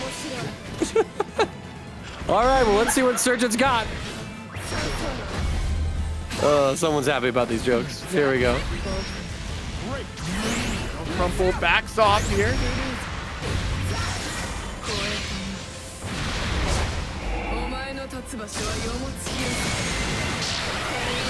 A great start for Insurgent. Yo, Air Claws with the $25 contribution to the match arena. Thank you so much. We're up to $225.18, y'all. Don't forget, you can still donate to it. All the codes have been claimed, but you can make direct donations. You can do some subscription quests, generate that prizable money. It's grand finals, baby. If you like either of these players, well, make sure they get more money. Oh, Insurgent. I gotta be so real. I quick glanced at that profile picture from Air Claws. I thought it was a photo of Char being real sassy. It's like, yo. Char, sick photo, but it's not Char. Oh, man. Hate to see it. You should reenact it. Very close, very close. The big pickup right here for Insurgent. That's Castiel. Maybe not expecting this Versusia to come on out. Hold Big. Into that Nirvana. We got the follow-up as well with that Celestial stock. Castiel, though, able to find him hit, but to no avail. Insurgent with a dominant game one showing, taking both rounds against Castiel. Can't believe it. We all thought that Insurgent only had Eustace. Would never betray Eustace. Has fought in worse matchups with that character. And you're still on top of this Versusia. Really excellent play from Insurgent on this one. Sound decision. Sound decision, but Castiel, just like that, has made the adjustment. Oh, no. Closes the gap. The Iscariot as well. Look at this. We're already on to Blade level 4-0. It's like 16 seconds into the round. Indeed, and you gotta call out that that change of the EX pillar. It's exactly what Insurgent tried to call out with. Look how quickly Castiel closed the gap. You get the full pickup here as well. The 2U links. Oh no. This is a Lucilius round if I've ever seen one.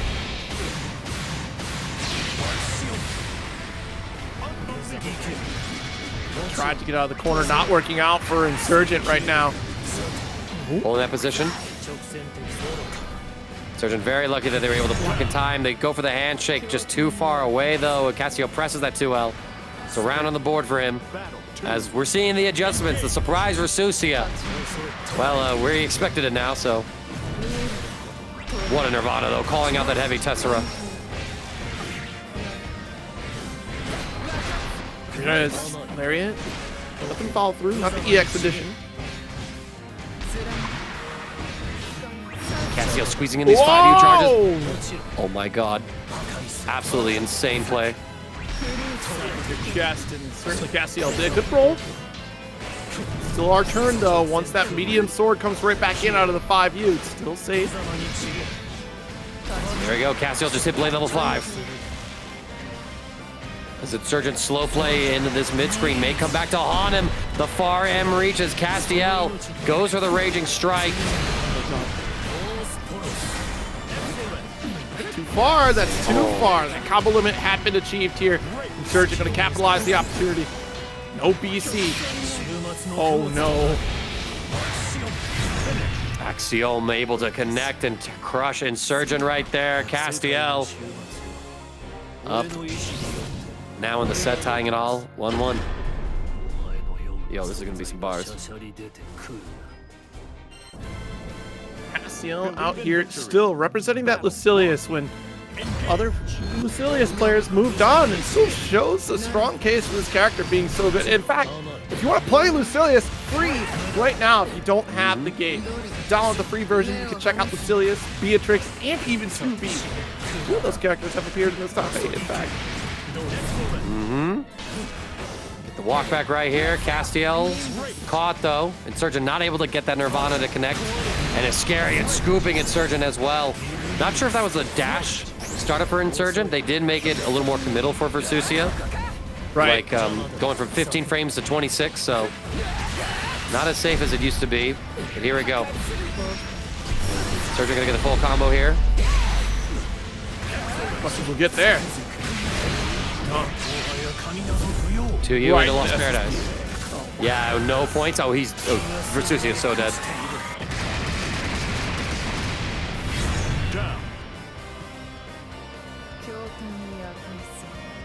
Okay. Round up is Castiel. When it looked like Insurgent was in control, but that's the explosivity of Lucilius. Brave counter. Insurgent gonna use that EX pillar. Gets the light extension here as well. Not able to get the full combo, but we do get another pickup here. It's all working out for Insurgent right now. Celestial stock is engaged. Able to use the follow-up here. Trying to optimize this combo. Should be able to get the kill with the SBA.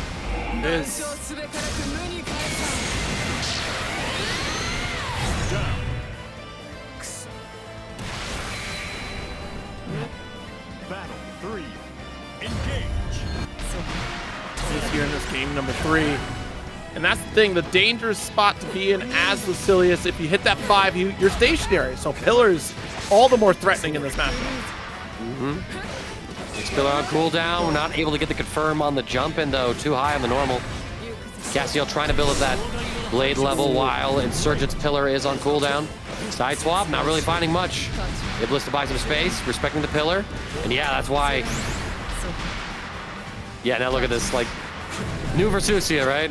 Hold on to that constant pressure or advance forward. That's the thing, is that the pillar now forces you to get closer to Versusia. Tessera closing the gap. We try to get a brave counter, but spacing was just off and the timing as well. Nice. Everybody spot dodging their fireballs, yeah.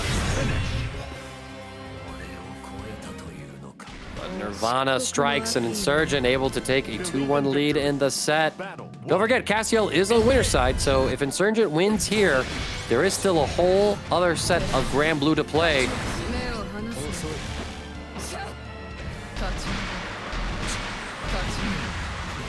Yeah, 5U, you can't charge it.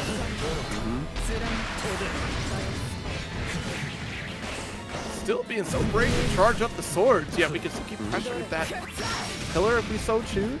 Goes for the teleport, not able to challenge.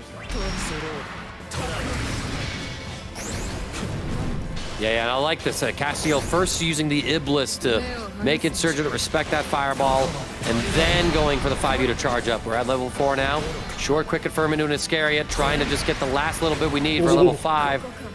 Yeah, that pillar's still pretty fast. Level 5, Lucilius is alive. Oh, nice.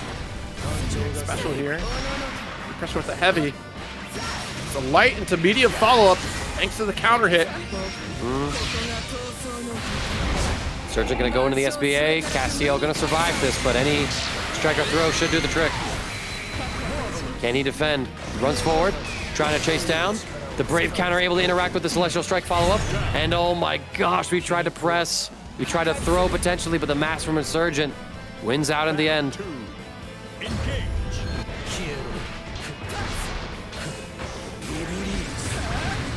In the way here, got that quick 5U install.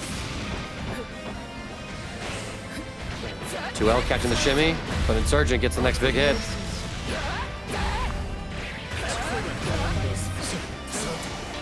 Oh, the Iscariot not actually linking.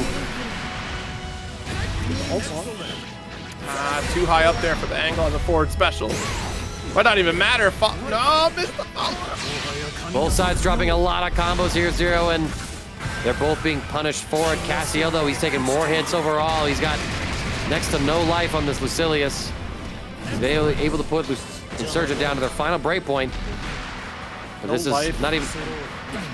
Just 2 levels of sword gauge even.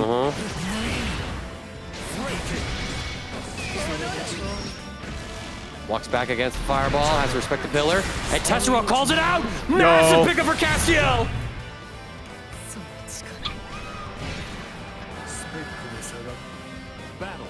Someone's happy.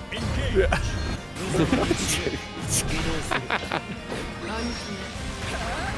Blocks.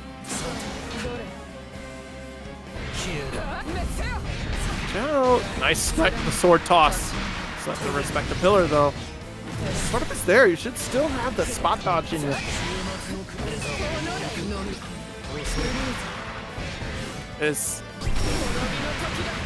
Oh, big ultimate pillar. And the confirm as well for Insurgent. With some of the new routing right ever since they changed the knockback on JH for Versusia. Oh no, wanted a BC, but 2M came out instead here. Drop combo though, and Castiel gets a second chance at life. Garrett's gonna whiff, he's at blade level 3, the phosphorus now. So that's Tessera. Both sides, respecting their cooldowns. Full charge for that level 4. And the low as well! Installing the win condition here. Not gonna win off of this. But the next combo is gonna be victory for Castiel if we get the open against Insurgent. We're backdash. Iscariot. We got that Super Skybound art available for Castiel.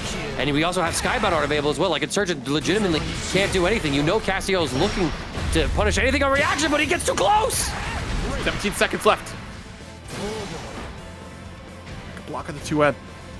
12 seconds. Castiel. No, that is it! Gets the jump in. It's 2-0 in the set with the straight jump in. Unbelievable, absolutely unbelievable. Insurgent was trying to make the right play, trying to play the clock, but Castiel, he found that hit. And now Insurgent is faced with a question. Do you play Versusia one more time, or do you go to Eustace? Versusia is locked in. Insurgent is believing in this Versusia to reset this bracket. Castiel on that try to true Lucilius. And this is a big start for him, Zero. Absolutely insane here. Pillar, full screen. Got that dash of a closeout. That's an okay start, I guess. Could have been better. Insurgent bets it all on that alt DP. Oh, and right Castiel. Castiel. There's that frame trap catching Insurgent this time. Tessera for the Okazemi at that blade level 4, but Insurgent gets the next hit. It's gonna be the Nirvana combo. You get a lot more corner carry for fewer hits. That is like a sort of adjustment, if you will, to Versusia's routing off of that Nirvana, but definitely a little less flexibility overall for her structure. Got the dunk. We are on tournament point here for Castiel. Battle 2. Engage. Castiel on the verge of claiming championship in tonight's Paragon bracket. $225 in that match arena. The line could go to him.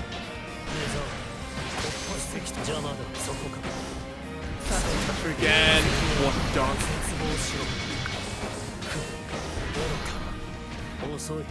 One special does get blocked out. Dash L not going to open up, but opens up with that 2M. Full pick up and carry here as well. Surgeon getting the combo structure. What a dodge on that Brave counter and a punish as well. So rare to see. We get the 2L for the reset. Set it home. Surgeon going to tie up the rounds and threaten. Insurgent. Are you kidding me? Your call was right. Your call was right. I mean, you know, secondary character issues, right? Surgeon does find the hit, does find the kill. Castiel saying, now let's get the people what they want. Final game.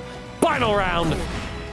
Castiel wins this. The tournament is over. Insurgent wins this. We got a whole other set. Great start here.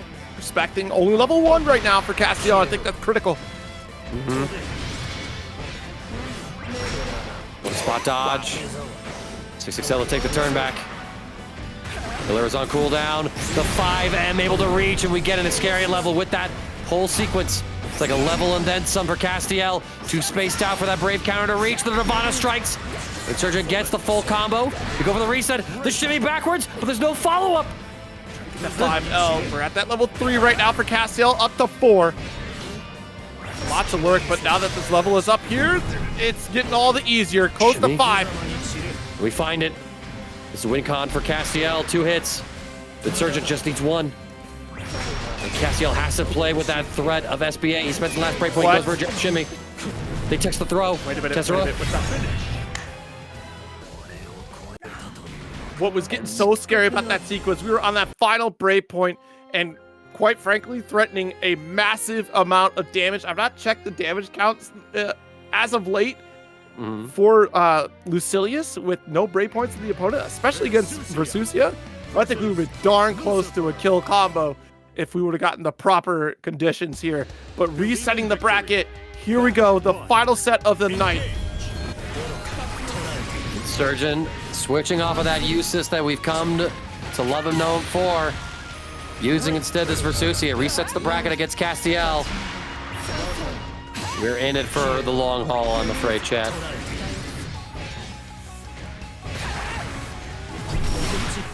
Oh my god, Tessera able to get in. Catching the ultimate pillar on startup.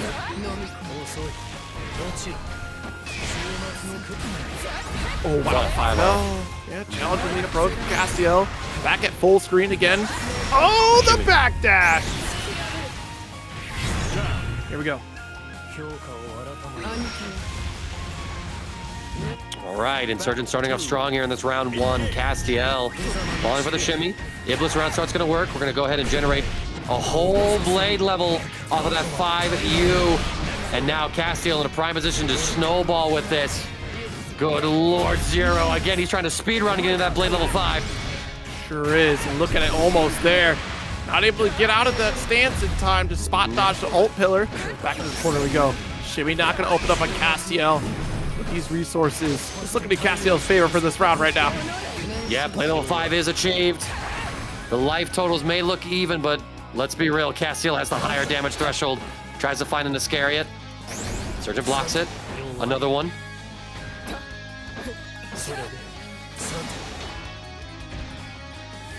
It's more of the same here in this neutral. Both sides looking for the other one to commit to something that they can punish and react to. Manual throw tech. Oh, big hit here for Insurgent. Not sure that they're going to have the kill here, though. In fact, no, I'm pretty sure they're not. Prove me wrong? Oh, tried to snipe the pillar, but the dive into SSBA! Not going to connect! Not going to get the punish! The throw! Insurgent! Just barely gets out alive! Why didn't you choose Iscariot? 2U Iscariot! It was just a button into another, but you could have triple attacked! Oh, Castiel again, choking away another whip. That could be the difference maker in this set. It could have been decided as early as round 1, but alas, Castiel with a quick clash reaction. He's able to get the throw. Insurgent trying to just navigate the specials. Castiel doing great. Get himself in this position. Shimmy again. At least get that lariat to pressure for corner. Not quite safe enough to keep pressuring at range. The 5L interrupt. Close up. No! Oh my god. Well, we could have done another special. We had all the resources here to go for down special there to at least get another juggle. SBA. That could have been a kill for Insurgent. Y'all gotta stop this Labin combo shit in the middle of grand finals. Like, oh, I think that this would drop, like what always works. What if I do this instead? That'll be more stable. No, it's not. It doesn't work. There you go, Castiel.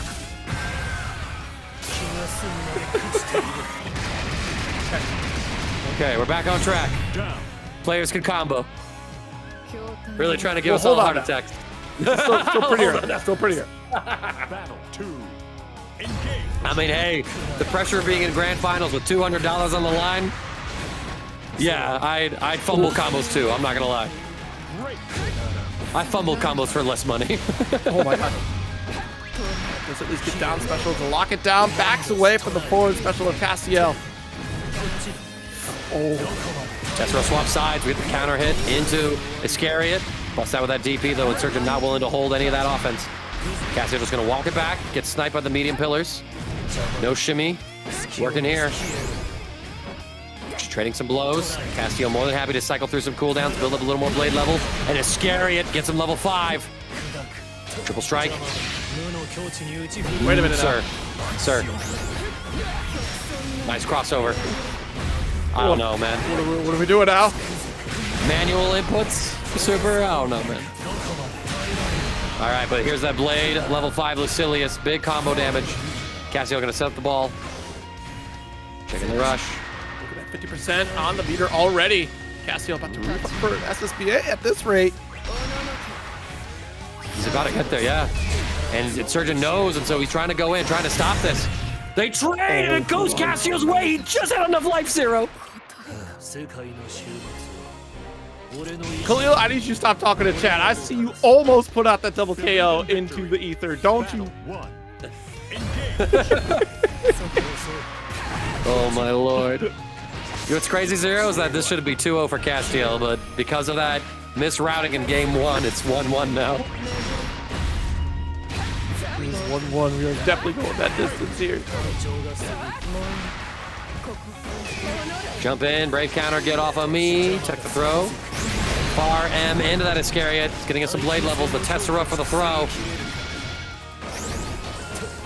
Now we just got Phosphorus. Triple strike is blocked. Good defense from Insurgent, waking up to that overhead. And it just explodes out with that Lariat. But mistimes the Oki. Castiel gonna be able to get the ultimate Iblis.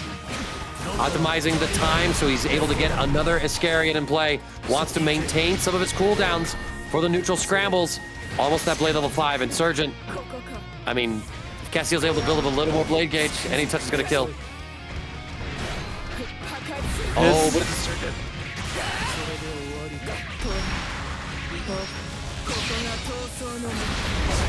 Okay, round up for Insurgent. I lied. You lied, yeah. Please, I lied. Oh God, please. Oh God. Oh. You jinxed it so hard, but no. No, I didn't. didn't. Castiel, why did we use heavy? It is mid-screen. You use medium. Brother in Christ. DC, chip opportunity. Oh, let's throw. The slightest of walkbacks to make that miss space. Good God, Castiel, why do you have to be so dramatic?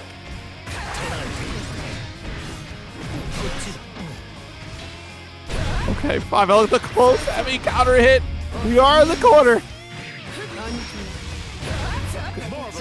Right, flip out, reset. Just barely gonna get the meter if we're lucky. Yeah. Now Castiel gonna get the DP. Jumps out to escape the corner, just opting for position. Long way to climb. You got no life left. You're at. Bar heavy. Finishes the job here just with the EX pillar.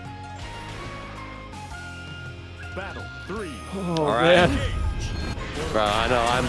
We're watching this and we are going through it, man. Our nervous systems are fried, bro. Oh my God, Insurgent. Checking that test. Interrupted here. Good call out here for combo limit. Oh my god. Get the block. Fire. Oh my, what a perfect spot dodge. Insurgent somehow calling out every single option of those Tesseras that Castiel is throwing. The shimmy catches. It's a full pickup here as well, and Insurgent going to be able to take game 3 with a perfect. Believe in victory. Insurgent up 2-1 right now. One step closer to victory. Throw gets tacked. Castiel under fire, as I feel like Insurgent's doing a lot more close-up play, right? Running down Castiel, not giving him time to use those 5Us to charge up that blade level. Big counter here. We're going to stabilize with the Raging Strike. Massive damage here as Insurgent Versusia is on a warpath for victory. It's been nothing but heavies coming from Insurgent right now. The spot dodge and a challenge with the 2L after. Castiel, the quick work. Ultimate Tessera to finish the combo. A little more blade level for it. Tries to go for that frame trap. Insurgent with the perfect mash. Finish it. Finish it. This is it. Tournament point for Insurgent. He finished it. Okay. Castiel, can you make that adjustment? Battle 2. Engage. Deep run up here, and you're so right. Keeping up close, not letting Castiel get comfortable, and try to charge up sword levels, except for right now. Like, just for a brief moment, though. Oh, the Tessera? Yeah, we're seeing Castiel, after the light and heavy have been dealt with so soundly, he's going for those mediums. Far M into the Phosphorus just to be safe. And now look at this. Yeah, he's able to start getting that blade level. Yet again, checks the run up, respects the pillar, sends out an Iblis.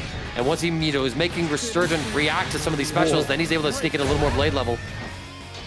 That heavy, creating that spacing trap. Castiel not swinging. Buffering the 2-2. Yeah. Iblis gets sniped, but the level 5's in already active now. Nice Jimmy. Not close enough to the far end. That's unfortunate because that could have been a devastating round there. This is tournament point for Insurgent. Castiel trying to find the next hit. He goes deep. 6XL connects. And with the Iscariot and the routing, he's going to be able to strip the last break. Drop! Okay. Ah! Oh my god! Off the drop, we just keep it simple. 1, 2, 3, SSBA.